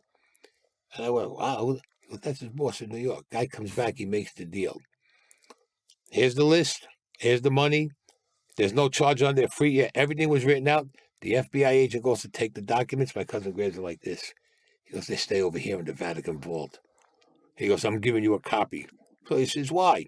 He goes, in case you guys try to do something, he goes, I got the originals over here. They're not to be touched. And that's all in the papers. They went back, and we got back home just before Thanksgiving in 1975. Those documents must still be somewhere in the Vatican where they're just a bunch of fake stocks. Yeah. Definitely. They're still over there. They were in the Vatican vault. Jesus. They were in the Vatican vault. They didn't touch that. That's probably part of their archives now. It's interesting to me that, I mean, if your cousin was the head of the Vatican Bank and he was in on it, that just means that corruption runs through the Vatican from the top to the bottom. Of course. Yeah. Well, the Pope Paul VI was in on it. Wow. Paul, let me tell you something. My cousins that were there, they're supposed to be cardinals and everything, right? They all had girlfriends. They all had kids. The Pope, everybody talks about, the Pope was a great guy, Pope Paul VI. But he had 3 kids. Let's talk friggin' serious. Come on. How do you expect a guy to stay like this all his life and not go with a woman? Come on, let's be serious. That's stupid. But there was a lot involved. And especially when Pope John Paul I came in. That poor son of a bitch, he signed his own death warrant. Well, tell me about that, because that story that's crazy. That one, when I was reading the book, listening to you talk on the Enforcer podcast, which again we'll link in the show notes, that one even kind of shook you up because you were like, wait a minute, we're going to do what now? Yeah. What happened?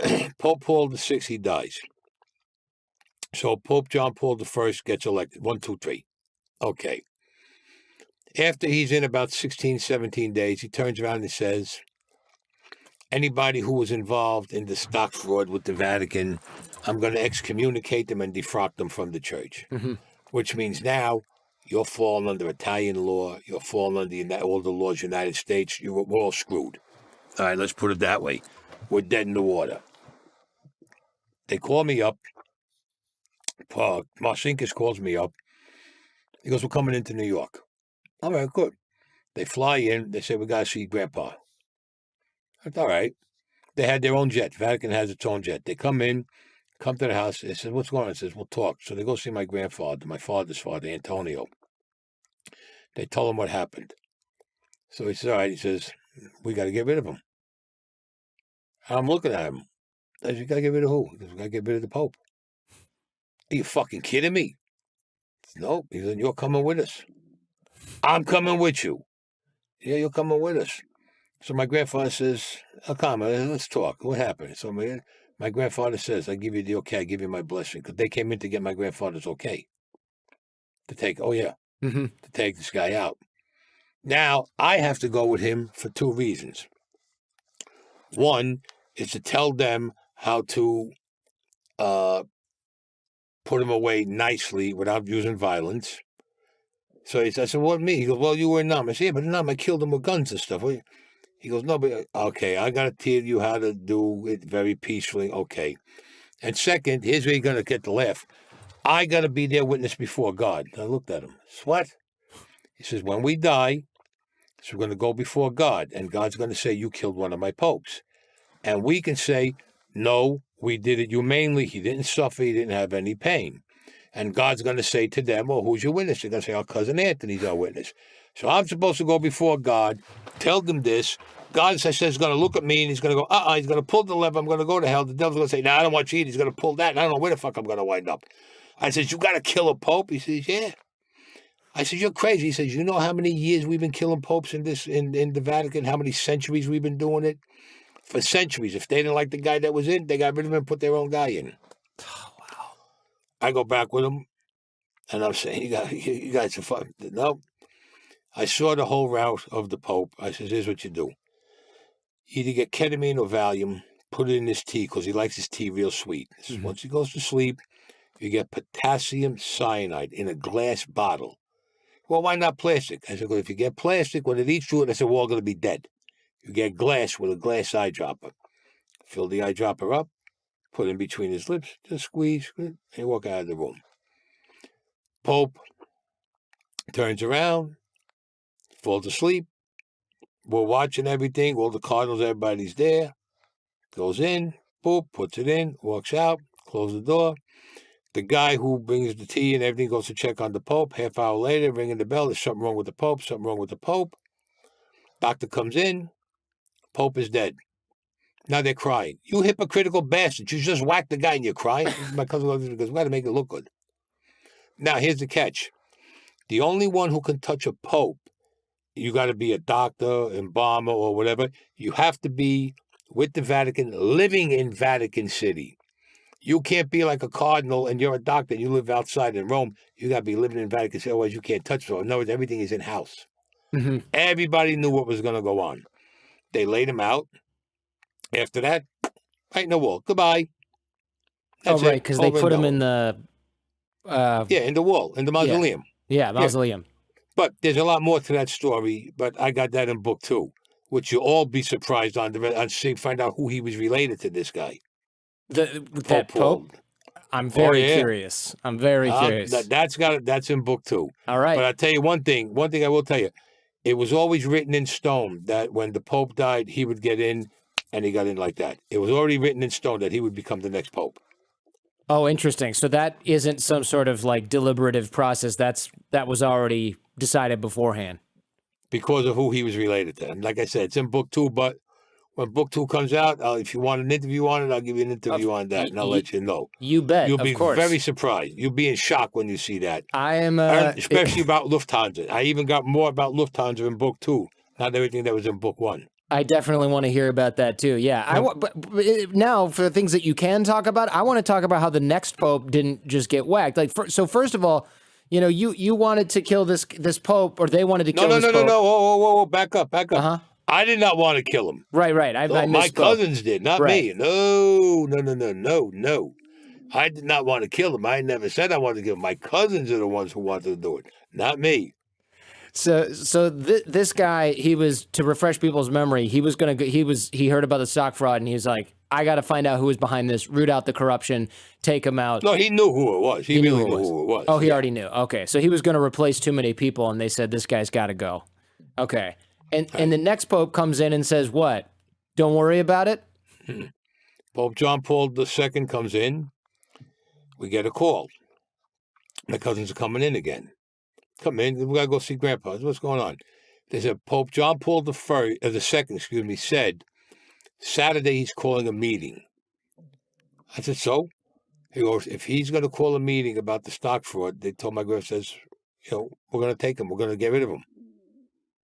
I said, you got to kill another one. Are you guys fucking? No, we're going to get rid of him. So my grandfather goes, got to go back. I said, are you kidding me? He goes, go. When my grandfather says go, you go. Grandson or not, you go. Trust me when I tell you. My grandfather was from the old country, and he didn't give a shit about nothing.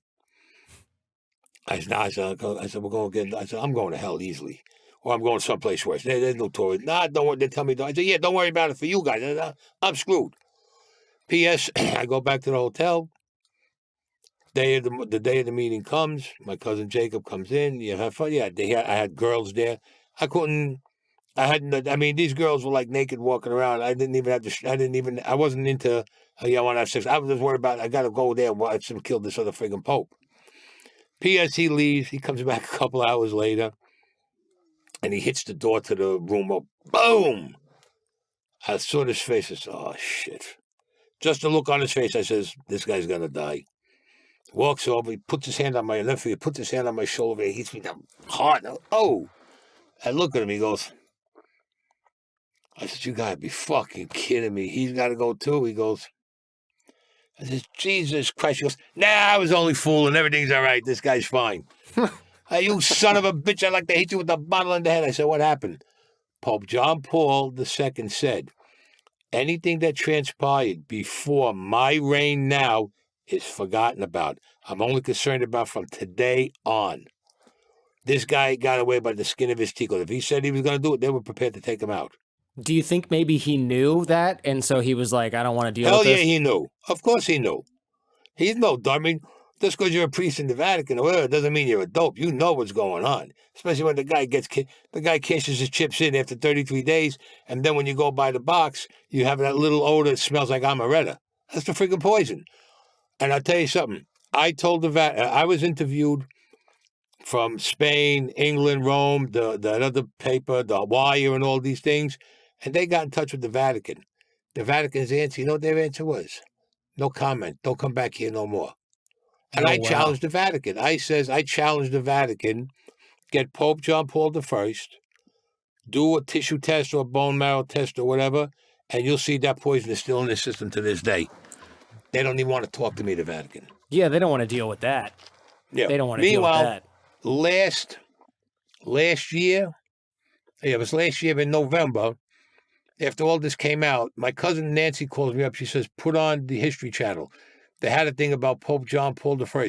They suspect foul play all of a sudden. After my book and everything came out. And I got in touch with the Vatican. Matter of fact, what's his name? The guy from the Post wrote a big article. He put it down that I went there to whack the Pope. Brad Hamilton. Mm-hmm. He put out a big article in October of last year, but he put down that I went out there to whack the Pope. I mean, he changed it around. You know what I'm saying? He changed it around. Like, he basically said that I went there with a squad to kill the Pope. No, I didn't go there with no squad to kill the Pope. Then he said we partied after that. He changed the story around quite a bit. But everybody got the gist of the idea. Now people look at me like I killed the freaking Pope. I mean, I did. But that was back in October. Now, Hux told me I have to get the story about this African drug lord. Tobanga Kamalafi. Oh, what a fucking deal this was. Man. I will tell you, when I came out of the service, I still owed them time. Okay. Because I signed up. I was going to stay in the military. But when they decided to give the country back to the Viet Cong, I blew such a fit that I said, if it was up to me, I'd blow this whole fucking country up. It'll be glow in the dark at night. They'll call it Anthony's parking lot. Next thing I know, the next day, Da Nang, the Trang, Cam Bay, and home. What? They thought I was nuts.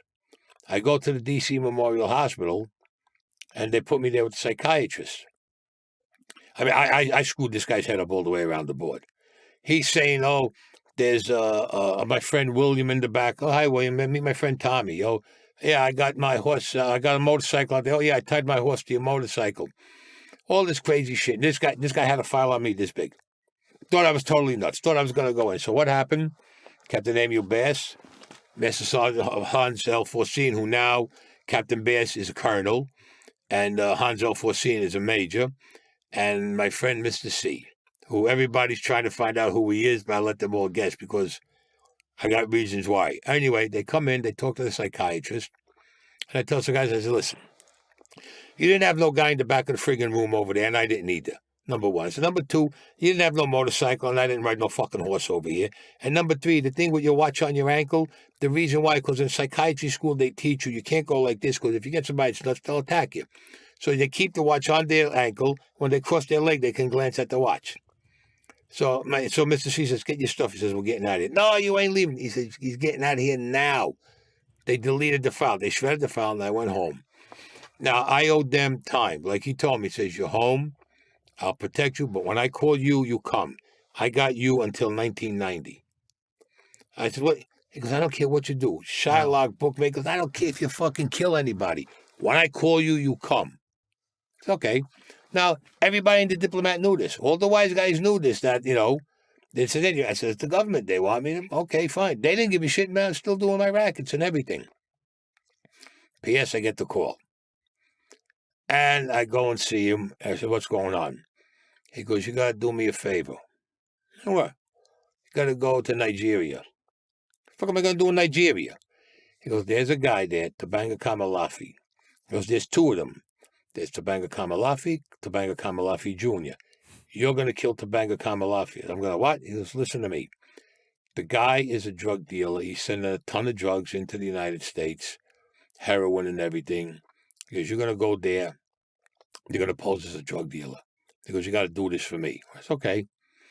He goes, round up some of your guys. I went to Marco Island and got some of the guys that were in the service with me. And he says, here's what you're going to do. He goes, you're going to pose as a drug dealer. When you got the right opportunity, you kill him. He says, I don't want you to shoot. You kill him. Make sure he's dead. I said, okay. I said, what's the story? Nigeria, it turns out, if you know anything about Nigeria, they have gold, silver, diamonds, and they got oil. And guess who gets it? The United States. Mm-hmm. This guy was stopping it from coming in because he was doing the drugs. So I go down there with a couple of guys and they give me cash. I go around and I'm telling them, well, I'm looking at the guy, I'm from New York, blah, blah, blah. P.S. They bring me to this guy. Guy was fucking huge. He had to be 450 pounds, about 6'6". He had a head as big as a fucking water buffalo. I'm telling you, the guy had hands, was so big that, with watermelon, he could actually pick up a watermelon with his hands like that with one hand. I'm telling you, the guy was fucking huge. I'm telling you, I never saw somebody big like this in my life. Comes over. He goes, what is it? What are you looking for? I'm looking for 2 kilos. He goes, you stay here tonight, anything you want. Girls, food, anything you want. But, here's the but. You're not who you say you are. Nobody ever see you again. It's okay. All night I had women all night long, food, liquor. Guy comes in the next morning. He looks at me. He goes, my friend. He goes, you big man in New York. You big man in the United States. Drug, heroin. I says, yeah. He says, well, what do you want? I said, I want 2 kilos. Try it out. Gives me 2 kilos. I give him the cash. I leave. Go back, maybe about 2 weeks later. No, my friend. I says, I think I got 5 or 10 kilos off of him. Said, stuff is going good. Gives it to me, give him the money, back to the United States. Now we hit him up for the big one. I come back, he says, what do you want? Anything you want. I says, listen, I want 1/4 ton. He looks at me. No problem, but take us time to put it together. So he goes, you stay with me. Now I had my guys that, the way we were originally going to do it, I would have got out of the car. And then I would, the car would have pulled up, and they would have handed me a gun and everything. We would have started shooting and kill everybody in the car. So I had it all set up. So I go to him and says, and I saw he always carried a gun and everybody. I said, I got to ask you a question. He says, what? I said, you got a bodyguard? He says, yeah. I said, he carries a gun and you carry a gun. He says, right. I said, what happens if somebody tries to kill you? I'm standing here. What do I go like this on my finger? Bang, bang, bang. I got no fucking gun to protect myself with or to protect you. No problem. Come with me. Go into the room. You name the gun, he had it in there. I looked, I said, this is a gun dealer's dream. Let me tell you this place. So I turned around. I says, I want that one. It was a Colt 45 Magnum. Very rare gun. You got your gun, my friend. I got it loaded up, and I'm carrying it on this side over here. Went with this guy for 2 days. And one day now we're in the car, in the Mercedes. And I'm looking around. There's a car following me because it was my guys in the car. Now, he had a driver, bodyguard, and him. And I'm saying, I get out of the car, I can blast him. And then I'm saying, I got to figure out another way. So the bodyguard, how he used to sit, he didn't sit down like we're sitting straight. He sat sideways facing the driver so he could see me. But the bodyguard had a problem. When he left, he used to go, I go all the way down and come up. And I said, I can pull this off in the car. So I tell him a joke. I said, listen, I'm going to tell you a joke. He goes, all right, what? I said, you got a priest and you got a nun. And they're in the desert. And the camel dies.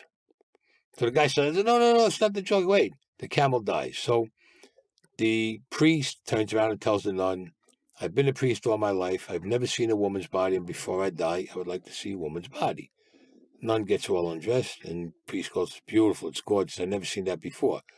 The nun, in turn, tells the priest, I never seen a naked man before, and before I die, I would like to see a naked man. So the priest, okay, he takes off all his clothes, and the nun goes to him, what's that between your legs?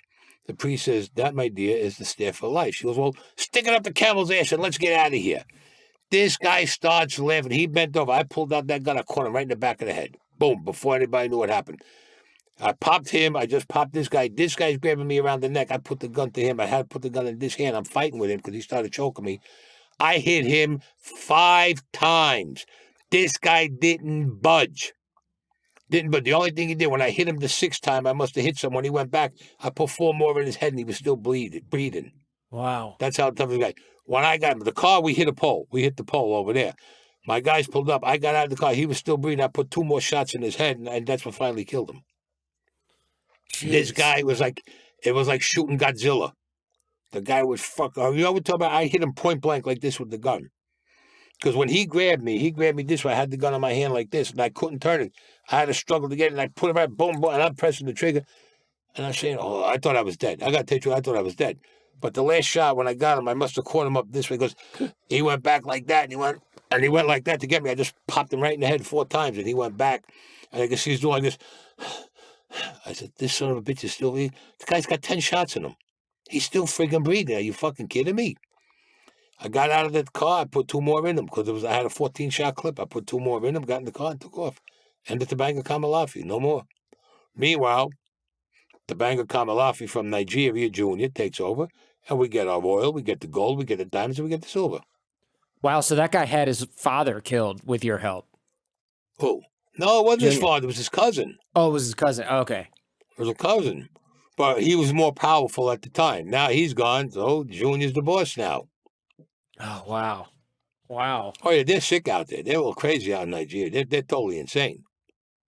That's wild. And tell me about the surprise you got about your father, because that was a twist I didn't see coming. I know you didn't see it coming. I didn't see it either. I got news for you. What happened, my cousin picks me up, says, we got to go down to Pier 7. We got a meeting. It's okay.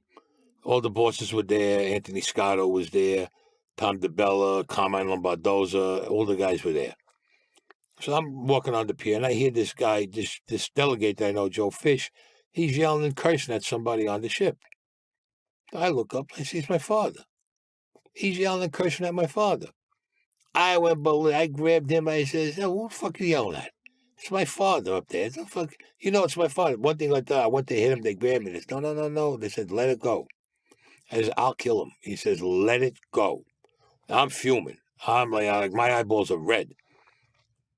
And let it go. I'm busting. So we go to walk in to go to the meeting, into the office. I said, listen, I forgot my cigars in the car. Let me go get them. That's all right. Meanwhile, I had the mommy the cigars. I had them in my jacket pocket. I walk over. I say, Joe, let me talk to you. He said, what? I just bang right in the face. I gave it to him. I didn't waste no time. I went to work on this guy, and I said, you talk to my father like that? No, he's my father. What I did to this guy was a sin. Believe me. Somebody goes running into the office telling them that I'm killing this guy, which basically I was. They all come running out. They jump on top of me. They're pulling me up. What are you crazy? I said, I'll fucking kill him. I said, he knows. I said, I don't give a shit. They'd take him away in an ambulance. Carmine Lombardoza tells me, Tom DeBella tells me, he goes, don't you know? I said, what am I supposed to know, Tom? Tom was one of the bosses in the family. Said, but don't you? I said, what am I supposed to know? So Carmine Lombardoza comes over to me. He goes, Andy, don't you know? I said, what am I supposed to know? Everybody's telling me you're supposed to know. What am I supposed to fucking know? Mm-hmm. So they look at me and says, you don't know. I said, I don't know what? He says, go home tonight. Your father's going to talk to you. I says, Baba, he says, go home after your father talks to you. He says, you got to make this right with this guy. He goes, you almost killed him. This guy's in the hospital. You got to make it right. I go home. My father goes, come here. I want to talk to you. You know what? Let's go in the yard. Pop, what the fuck's going on? He goes, how do you think we live so good? I said, you're a longshoreman. I mean, you don't want to get involved in the rackets. You're a fucking longshoreman. My father would get up at 3:30 in the morning, go down to the pier, and then he would come back later on. He goes, no. He goes, I work for the commission, the National Commission. What are you talking about? He goes, all I do is work. Oh, my father was a shooter. That's all he done. But he worked for the National Commission. I never knew this. He never wanted to be made my father. He just liked going out and killing. That was his thing. He used to go out, and they gave him anything he wanted, my father. My father had a lot they called him Top because he was tops at what he did. They called him Frankie Ray. They used to call him Quiet Frank. I said, why Quiet Frank? Because he'd come up on you, never heard a thing, and he'd put one right in the back of your head, and you'd never know it. And I found out, but then I found out later on, the New York families were trying to get, I want you with me, I want you with me, you belong here, you belong there. My father said, no. He goes, one of the families made a threat to my father. All of a sudden, it was the Lucchese family. They made a threat to my father. You don't come with us, you won't see tomorrow again. My father came home and told me, he says, I'm going underground. He goes, I'm going to kill every fucking one of them. And my father would have got them. It got to the National Commission. Now, you got to remember, the National Commission, these are guys from Chicago, New Orleans, you're talking about Missouri, all over, and they called a meeting. And the families in New York are in the National Commission, but they ain't the bosses. You understand? They're all bosses, but you got one bench that these are the main bosses. What they say goes. And if you don't do it, adios, you're gone. They never find you again. They turned around, they told the Lucchese family, he gets bothered, he gets touched, his family, we wipe out your whole family. Starting with you, put right to the boss and said, starting with you first. And he said, and they said at the commission, that goes for the rest of the New York families. He answers to us. You want something done, you want him to do it, you tell us, we tell him. If he wants to do it, he does it. If he doesn't want to do it, he doesn't do it. Is that part understood? Northern New York said, yeah, okay. Because they knew you mess with the National Commission, they will not think twice of having you removed permanently. They'll disband your whole family and kill all your top guys. I mean, they'll take, you're the boss, your underboss, your consigliere, and all your top captains all go. Your enforcer goes, and your street boss goes. Gone. And they won't think twice about it. And then everybody else just sort of joins other organizations and keeps running their rackets. Is that kind of how it goes? It depends on what the commission says. Yeah. Either they say you can stay together and they appoint somebody, or they split you up and send you into other families. But they came down, they said this about my father, and that was it. There was no questions asked when they said this. Nobody said a word. So you found out that your dad was the top enforcer for the commission, and meanwhile, your whole life, how old were you when you found out? Like 30? 24. 24, okay. And then I had to make a good with this guy, Joe Fish, because I went to the hospital to see him. This guy got cash and everything. When he seen me, he started pressing the button for the nurse. I says, Joe, take it easy. Dad says, listen, I'm here to talk to you. I says, I didn't know that this was a game with you and my father, because my father had FBI following him all the time. So they made it look like my father was a regular working guy. That's what him and Joe Fish did, but they were friends. Now I go to see my friend. He owned a Cadillac dealership on 86th Street. As soon as I walk in, he goes, I know you're here to get a car. You got to make it right with Joe Fish. I said, yeah. He goes, what the fuck? I said, I didn't know. He gives me the Cadillac for his cost. Joe Fish comes out of the hospital, and they had him down to Piers. So me and my cousin go down. I'm driving a new Cadillac. My cousin's driving my car, and I park it. I walk into the office, and he's talking with Anthony. And Joe Fish sees me. I said, Joe, come outside with me. I said, I have something for you. Come on, put him out. He wouldn't budge. The guy's feet were cemented in stone. He wouldn't budge. Anthony tells me, he says, go with him. He says, go with him. Don't worry about it. This guy's walking and this guy's shaking. So I got my arm around him. I says, Joe, relax. I says, I'm apologizing for what I did. I says, listen, Joe, you got to do me one favor. He said, I said, close your eyes. I got a surprise for you. This guy looked at me. I said, close your eyes, Joe. He closed his eyes so tight, he thought he was going to get it in the back of the head. My cousin brings the car up. I said, Joe, open your eyes. He wouldn't open his eyes. I said, Joe, open your fucking eyes already. Will you please? Come on. He opened his eyes. He's going like this. I says, see that? Here's the keys. That's yours. I want to apologize. The color came back into his face. This guy was like chalk white. When I gave him the key, he looked at me. I says, Joe, I didn't know this was a game with you and my father. I didn't know you did this to throw the heat off my father, because the FBI was always looking at him. I says, this is my way of apologizing to you. I says, it's brand new. It's paid off. Your insurance is paid for the next 2 years. When it expires, tell me I'll pay it. Here's the keys. It's all yours, Joe. I really want to apologize. The color finally came back in this guy's face, and he was at ease. He thought he was going to get whacked right there on the pier. This is just some poor guy who makes $25,000 a year or less. No, he was a delegate. What, okay. $25,000? Hell no. He's making $100 and change, $200,000 a year as a delegate. Okay. Delegate is... Yeah, not $25,000 a year. Hell no. What is a delegate? What does that mean? What does that mean? A union delegate. Longshoreman's union delegate. Okay. So he still thought he was going to get thrown in the... He thought he was going to get clipped. He wouldn't come out of that office until Anthony told me, go with him, will you? And I could feel, I had my arm around him, I could feel him shaking. He thought he was going to get it right there on the pier. Oh, poor guy. He thought he was going to wind up either in the ocean or in the trunk of the car. Oh, man. Yeah, I mean, I guess that's a hell of an apology, but he probably still walked with a limp for the rest of his life, the poor guy. No, he was pretty calm with that after that with me. He was, because he knew I wasn't going to hurt him. He knew, everybody knew, if I give you my word on something, I give you my word. But he knew, everything is fine. But I'm going to do a book on my father also, because my father, I got a beautiful story. My father took out a guy up in Connecticut. Class act, my old man was. You want to hear it? Yeah. It's in my book. My father got a call from Frank Piccolo. He's the head of the Gambino family in Connecticut at the time. They wanted a guy that they had a clip. So my father said, well, why don't you get your guys to do it? Because if my guys walk in there, he's going to know, because these guys never show up there. So my father told him. My father told him what to do. He went to the commission. They came to my father. My father says, okay. My father gets all dressed up. It's one night. He gets all dressed. He's got a suit on, top coat, hat, and everything. Goes down the cellar. Comes up. Says, I'll be back later. It's all right. My cousin picks him up. Gets in the car. And they go to Connecticut. They go up into I've escaped me the airport. Connecticut went into not Norwalk, New Haven. I think it was New Haven or one of the other ones. He walks in. My cousin's waiting in the car outside. My father's all dressed with suit, top coat, hat. Walks up, sees this guy. Hey, Frankie. Hey, how you doing? Good. Hugs, kisses. How you doing? Say, yeah. Well, I got to meet somebody up here, my father tells him. Come here, the guy's got about 5 people sitting at the table with him. So they exchange niceties. The guy sits down. My father walks past him a couple of feet, turns around, and treat him right in the back of his head at the table. And he just walked right out of the place. The people now at the table, they all dove. Nobody could describe who my father was. My father just went out, got in the car, and he took off.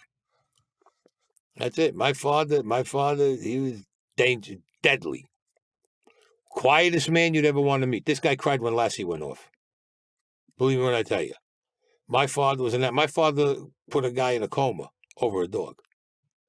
A little, you ever see a Sheltie? You know what a Sheltie Collie is? Them little dogs? No. Dog's only about like this, maybe this big. Guy's coming up the block, and he's dragging the dog. He's got a wire around the neck. My father, and he hear the dog crying. My father goes, I'm out there. My father goes, oh. He goes, what are you doing? He goes, my father, listen, I'll pay you. I'll give you a couple of $100 for the dog. I'll kill this fucking dog. The guy picks the dog up. You hear the dog screaming because the wire was cutting it. My father hit this guy. Bang! Guy went right on the floor. My father says, get the dog. I got the dog. I took the wire. He goes, take the dog inside, see what you can do. So my mother was in. I said, Mom, I said, listen, the dog, because my mother was expert with animals, with dogs. She went in. I go back outside. My father beat this guy, put him in a coma. My father beat him so bad, put him in a coma, that when he came out of the coma, the guy was retarded. He didn't even know how old he was. Oh, wow. Yeah, my father beat him half to death. And the cops came, and they says, what happened? My father says, it's on my property. Put his hands on me. Oh, Frankie, put his hands on you. You had to defend yourself. It's on your property. That's it. My father put the guy, like I said, he was in a coma for about a year. No lie, about a year. They had him in a coma, feeding tube the whole bit. When he came out, they was like, blah, blah, like that. He couldn't even talk, this guy. If you told him, how old are you? He didn't even know how old he was, no nothing. And my father says, good, now he's going to suffer the rest of his fucking life. Let him suffer. What he did to that dog, he said, let him suffer. My father was an animal lover to no avail. Believe me when I tell you something. Yeah. I mean, look, people who abuse animals don't have a whole lot of sympathy in my book either. So I kind of... No, I take after my father with the animals. I don't go for that. You got pets? Yeah, I have one left. I have one left now. Is it a dog? No, it's a cat. Cat, yeah. I got two. That's what I got left. I got two hairless cats. They look like little gremlins. Oh, yeah, I know them. Yeah. I know. They're cute. I like them. Yeah. It's funny because people call them ugly, and I'm like, no. It's like my kid you're talking about here, It's like my little gremlin. I don't want anybody talking about them. People are weird. Yeah. People are weird. Don't even pay no attention to them. Yeah. Hey, look, because I tell them I like animals more than people. It depends on the situation. I mean, it seems that's pretty clear given your line of work. Like, you can't really get attached to people, but probably nobody ever put a hit out on a pet. See, but what I always said, an animal gives you unconditional love. It always gives you unconditional love. Just feed them, give them water, and let them go in the yard or walk them. Even when you abuse them, they still give you unconditional love. People will kill you in a second and stab you in the back. I've seen it happen more than once. What do you read book 2? You're going to find out about a lot of guys who stabbed their family in the back and they got whacked. Oh, yeah. I read a little bit about that after the Lufthansa heist, which people can find out about in your book and in the podcast. We don't have to get into that here, but you had to take out some guys because they were spending too much money? It's like people get moneyed up and they start spending. I didn't take nobody out. You didn't. Anything I did, I didn't kill nobody on the street. Oh, no. What happened with Sally Burns was years ago where I paid my dues for that. When I was in Nam, that's something different. But I didn't kill nobody on the street now. There's no statute of limitations on that. That's true. I know that some guys were taken out by other people for overspending when they get too much money. Overspend. Well, a lot of them were killed by unknown people. Let's put it that way. Mm-hmm. Mainly for overspending, for showing off, for bragging about it. Like Marty Krugman. Marty Krugman he was legitimately on television years ago. His real name is Marty Krugman. They call him Maury in the movie. And he runs his fingers through his hair and goes, hard to believe on ball, and he used to jump in the pool. That guy was real. His name was Marty Krugman. Marty had a Shylock business and a bookmaking business. But Marty spent more than he made. So he used to go to Jimmy Burke and he used to borrow money from Jimmy Burke, and Jimmy would charge him the interest. He would Shylock him. Marty Krugman brought the deal to Lufthansa to Jimmy Burke. Jimmy Burke brought it to Paulie Vario, who was his captain. That was the Lucchese family. They're trying to figure out how to do this heist. So there's a meeting. I got called into the meeting with them all, and guys are coming up with ideas. One guy's idea was fucking brilliant. We're going to come there with a helicopter, run the cables down, bring it into the office, put it on the safe and pull it out, and with the helicopter, we're going to take off. And they're going, yeah, that's good. And I'm saying, excuse me. Oh, let the kid talk, because I was the youngest guy. He says, it's a bad idea. Guy gets up, what do you fucking know? I says, let me explain, let me talk. I says, you're in an airport. Where are you going? So everybody looked at me. I says, you're in an airport. How long do you think it'll take jets to come over here and shoot you out of the sky? 2 minutes? So they looked at me. I said, and then the security that they have there? I says, it's impossible. They all looked at me, and the guy goes, yeah, the kid's right. I know I'm right. Another genius. We're going to come in with an armored truck, crash through the wall, grab the... Whoa. You're going to go with an armored truck? You crash through the wall with an armored truck. Do you know how much security they have in there? They have armored trucks in the airport all over for security. You're never going to get out. Now, Paulie, he's pissed because everybody from all the other families, they couldn't come up with no good idea. So Paulie says to me, he says to my cousin and me, he says, can you think of an idea, Anthony? He goes, I mean, you spent all that time overseas. I said, listen, the only thing I could think of, I got one guy I can go see. He goes, who? I said, I'll go see Maya Lansky. Why are you going to go see him for? I said, if he could figure out, that's the guy that'll put it together. I shoot down to Florida. I go to Maya's house. He's off of Collins Avenue. He says, hey, what are you doing? All right. I said, Maya, he goes, what's the story? I told him the story is $6 million. He goes, $6 million cash. He goes, stay another day or two and relax. I relax, had some fun. You go back, goes, I'll be up the day after. Comes up the day after. He goes, come on, let's get together. Me, him, Jimmy Burke, and my cousin Mac, we get in the car. Me and Maya sit in the back. We go to the airport. I said, there's the terminal. Well, look, here's the funny part. Outside of the terminal, outside the office rather, there's 2 steel containers about this high. 2 of them, like say 3 feet by 3 feet, next to one another. Big, yellow sticker on it with a big check mark in them, both of them. Sitting there with a chain around the both of them. Maya goes, there's something in there. That's what he's talking about. He goes, listen to me. Those 2 containers, there's something in there. He goes, let's see if they're still there. Maya goes back. He starts putting the plan together. He comes back in. They go back. Steel containers are still there. He goes, I'm telling you, Anthony, there's something in there. Goes back. Comes back a month later. Go down. They're still sitting there. He goes, I got the plan. Now we get everybody together. A couple of guys from the Gambino family, the Bonanno family, the Lucchese family, main guys from the Colombo family and the Lucchese family. Then the main guys, the Genovese family guys are there. But Maya gets 3 crews. One goes into the office to take the $6 million. One works on one container. One works on the other. Now we got it set up. Everything will go from there. It goes into 2 other cars. That'll go on the road. That'll get transferred to 2 other cars. 2 other cars gets transferred to me, right down to my club. Maya, the score goes off. Now, here's what I want to say.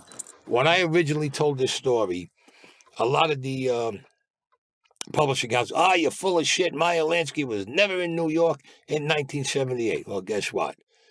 The girl who wrote it for me, Lisa Pellitzer, got the FBI reports.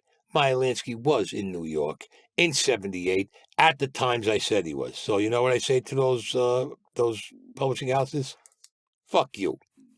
Sorry, but I got to say that because now they all wanted the book now. Oh, yeah, I don't want to be bothered. P.S. Now understand what I'm going to tell you.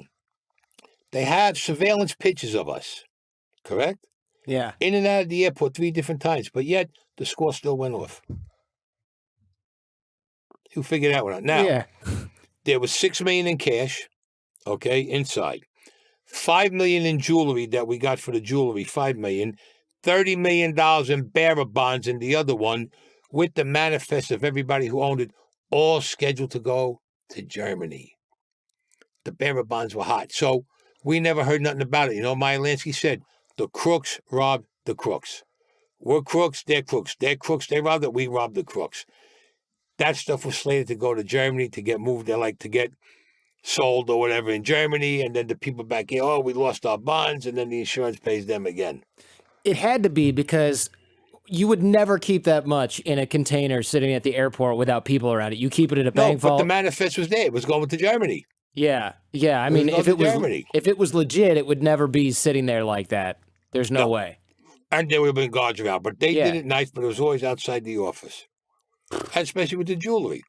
Talking $5 million in jewelry.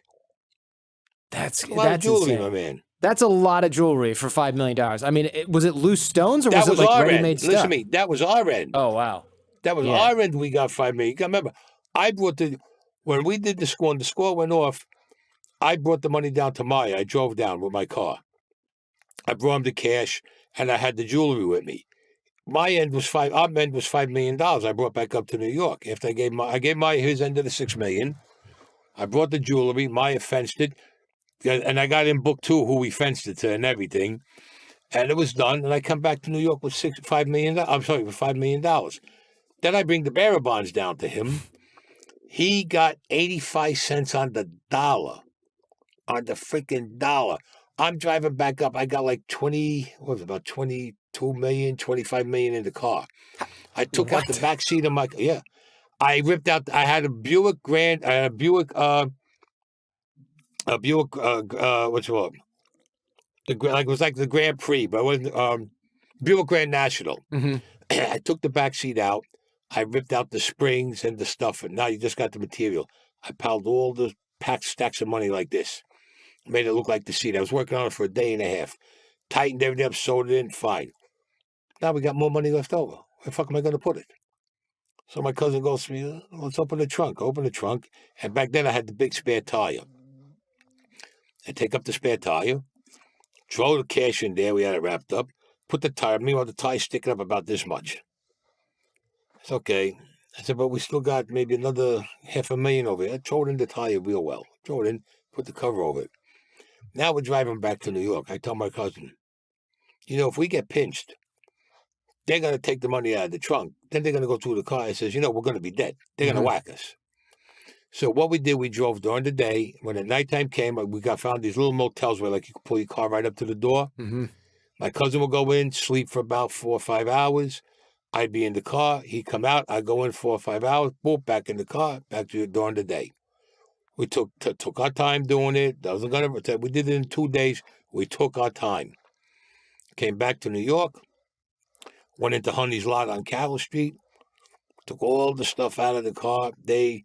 When they knew that we were there, all the bosses came down in person, and the underbosses to get their end. They didn't send their guys down like they did with the money from the jewelry. They all came in person to get all that money. Because it was too tempting for the under guys, or what? Sure, they just wanted to see it? Yeah, sure. You talk about, I got almost $25 million over here we brought back. And the bosses got their end. Every boss was happy. The only one who put up a stink, and I loved him dearly, was Paulie. Why the fuck we got to give him any money? I said, Paulie, first of all, you don't understand. He put the score together. Without him, it would have never went off. And he's been fencing everything. I said, look what he's getting us. You're talking 85 cents on the dollar. That's unheard of. But these guys were afraid of Maya. That's why they gave him 85 cents on the dollar. I said, look at the jewelry. I mean, you talk $5 million cash we got here, plus 6 from there. Paulie, who's got it better than anybody over here? Paulie, I loved him dearly, but he was a greedy fuck. Paulie was greedy. He could squeeze a quarter and make the eagle cry blood. Listen to what I'm telling you. Paulie was fucking greedy. But you know what? In the end, he was still happy with what he got because he got the lion's share of it. The lion's share went to the Colombos and the Lucchese's. And everybody in the family that participated, they got a fair share. They were all happy with it. Not one of them complained. But then I heard this guy on TV that they took him to the court, Vinny Asaro, that he said he was the mastermind to Lufthansa. I laughed when I heard that. I really laughed. He went to court. They tried him. They found him innocent. He said he was the mastermind of Lufthansa. He only got $600,000 for his end, and he blew it at the track. Now, that was like, 2-3 years ago? He was like 82 or 83. I said, the guy's got to be seen now. Mm-hmm. Because he was nowhere near being the mastermind to Lufthansa. And if you, let's say, pretend you was the mastermind, you only got $600,000 and you blew it at the track, you're a moron. Mm-hmm. Seriously, $600,000 never happened. But whatever his reasoning was for saying it, maybe he wanted to go out in his last days with a big hurrah or whatever. But the jury found him innocent. So what does that tell you? There was no credibility.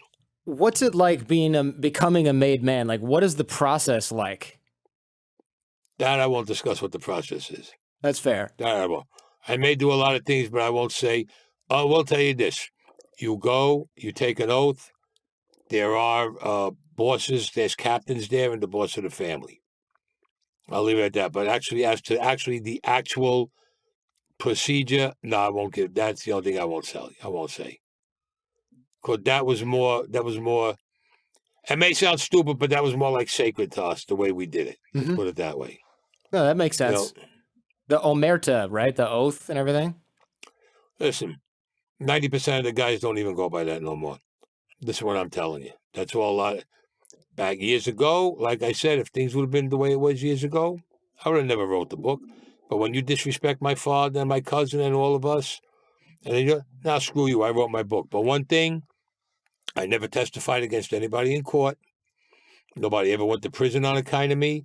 Nobody ever went to prison on account of my book or anything. So they could say, oh, he's a rat, he's this bullshit. I never testified against anybody. I never gave information on it. No, nothing. Everything I've done is in my book. And that's all there is to it. Meanwhile, they're all writing books all over the place, please. And they want to make it sound like they're all priests. Meanwhile, they put all the other rackets aside and they deal in drugs. I always told the guy, one of the reasons I went out was too because they wanted me to take over a drug crew. And I said, I'm not going to do it. You have to. No, I don't have to do it. I don't want to do it. If I'm going to kill a man, I'm going to kill him. Period. I'm going to kill that man. I'm not going to kill his whole family. You get a guy with drugs, you're killing his whole family. The guy gets hooked, he's going to rob his family, his mother, his father, his wife. You know what I'm saying? You're destroying the whole family. I'm no angel, don't get me wrong. I mean, I've changed my life around, don't get me wrong, but I was no angel. But I never dealt with drugs. No drugs, no kiddie porn, no nothing like that. And I never dealt with legitimate people. I always dealt with people who were in the same line of work I was. Because legitimate people don't understand what could happen. So basically, if I'm just a normal guy and I'm doing my business, you don't say like, "Look, I'm coming after you," none of that, because I'm outside the business. If you're doing illegal stuff, you got a legitimate business, and you're a little shady. Oh yeah, I'm going to put the squeeze on you. But you're 100% legit. Like you're a working guy. You go to work every day, take care of it. I'm not going to mess with you. Mm-hmm.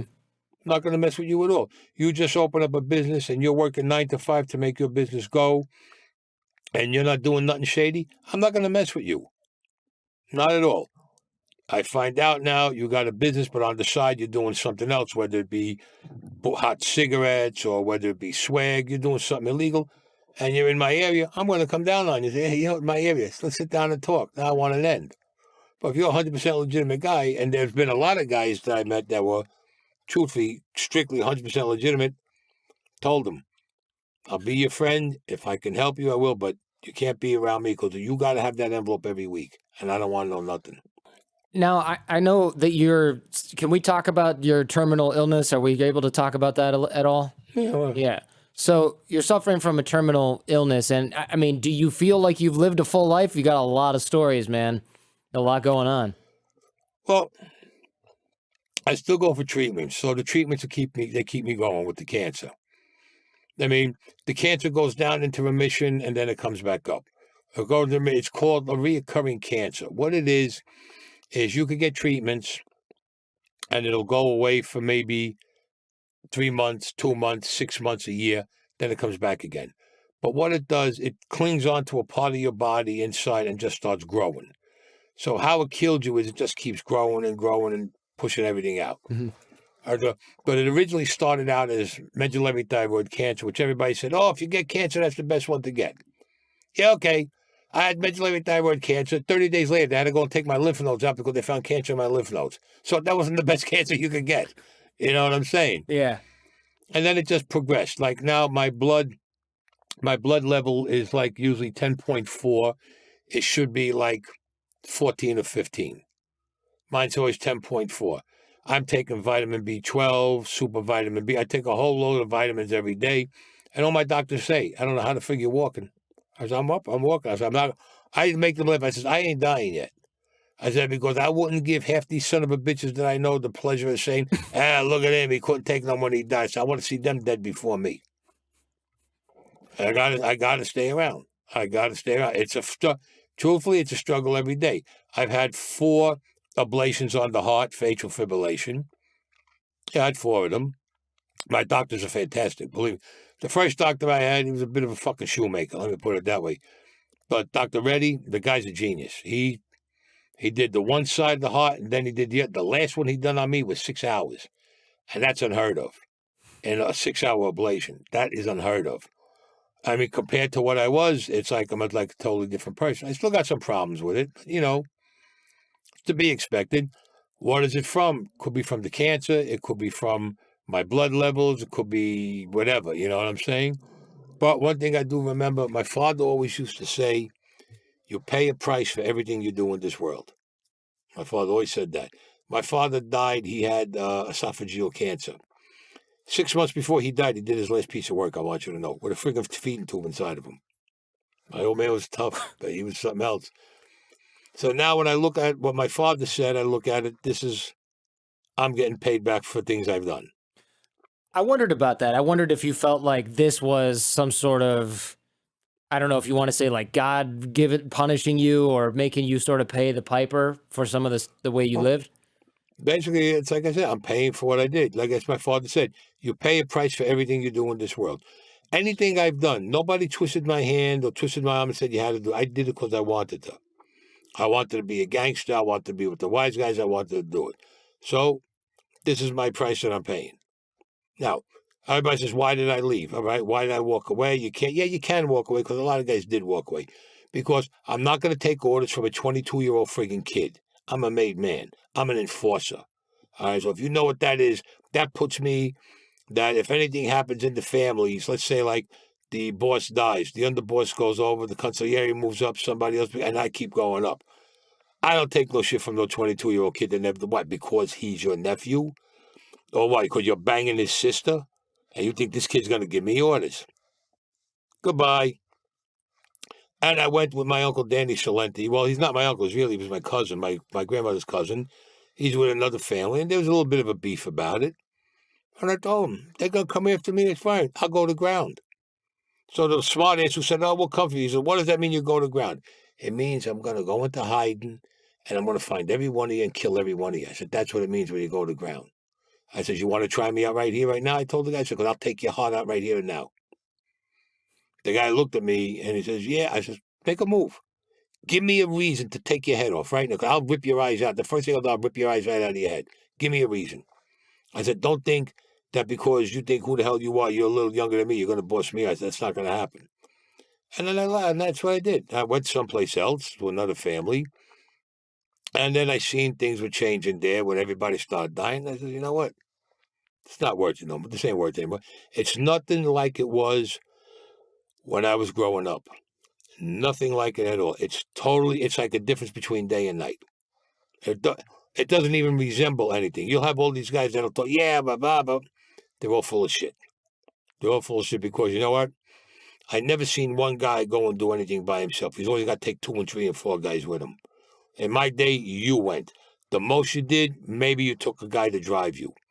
And there was another made guy.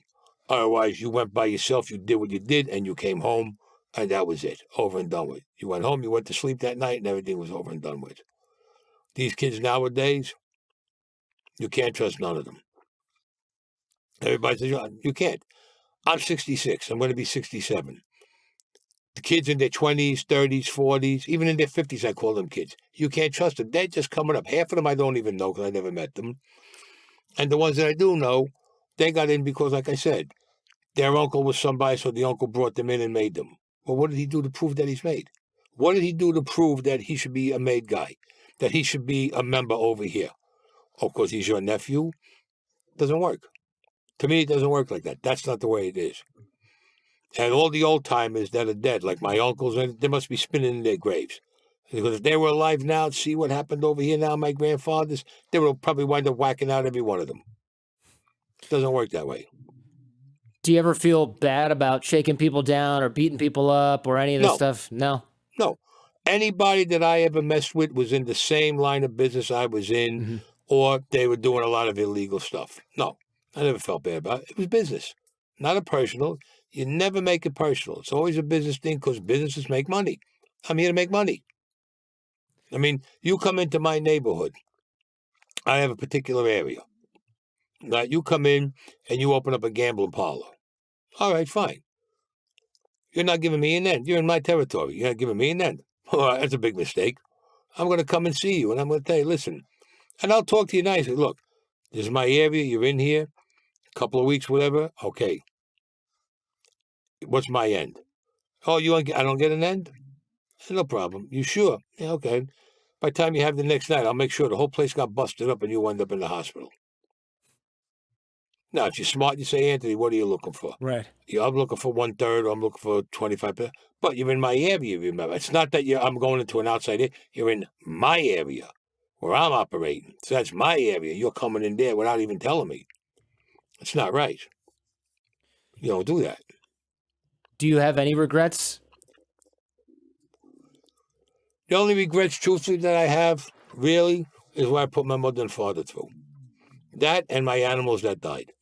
That I couldn't save my mother and father, and my pets that I had, that I couldn't save them and make them live longer and cure them up. Otherwise, those are the only regrets I got.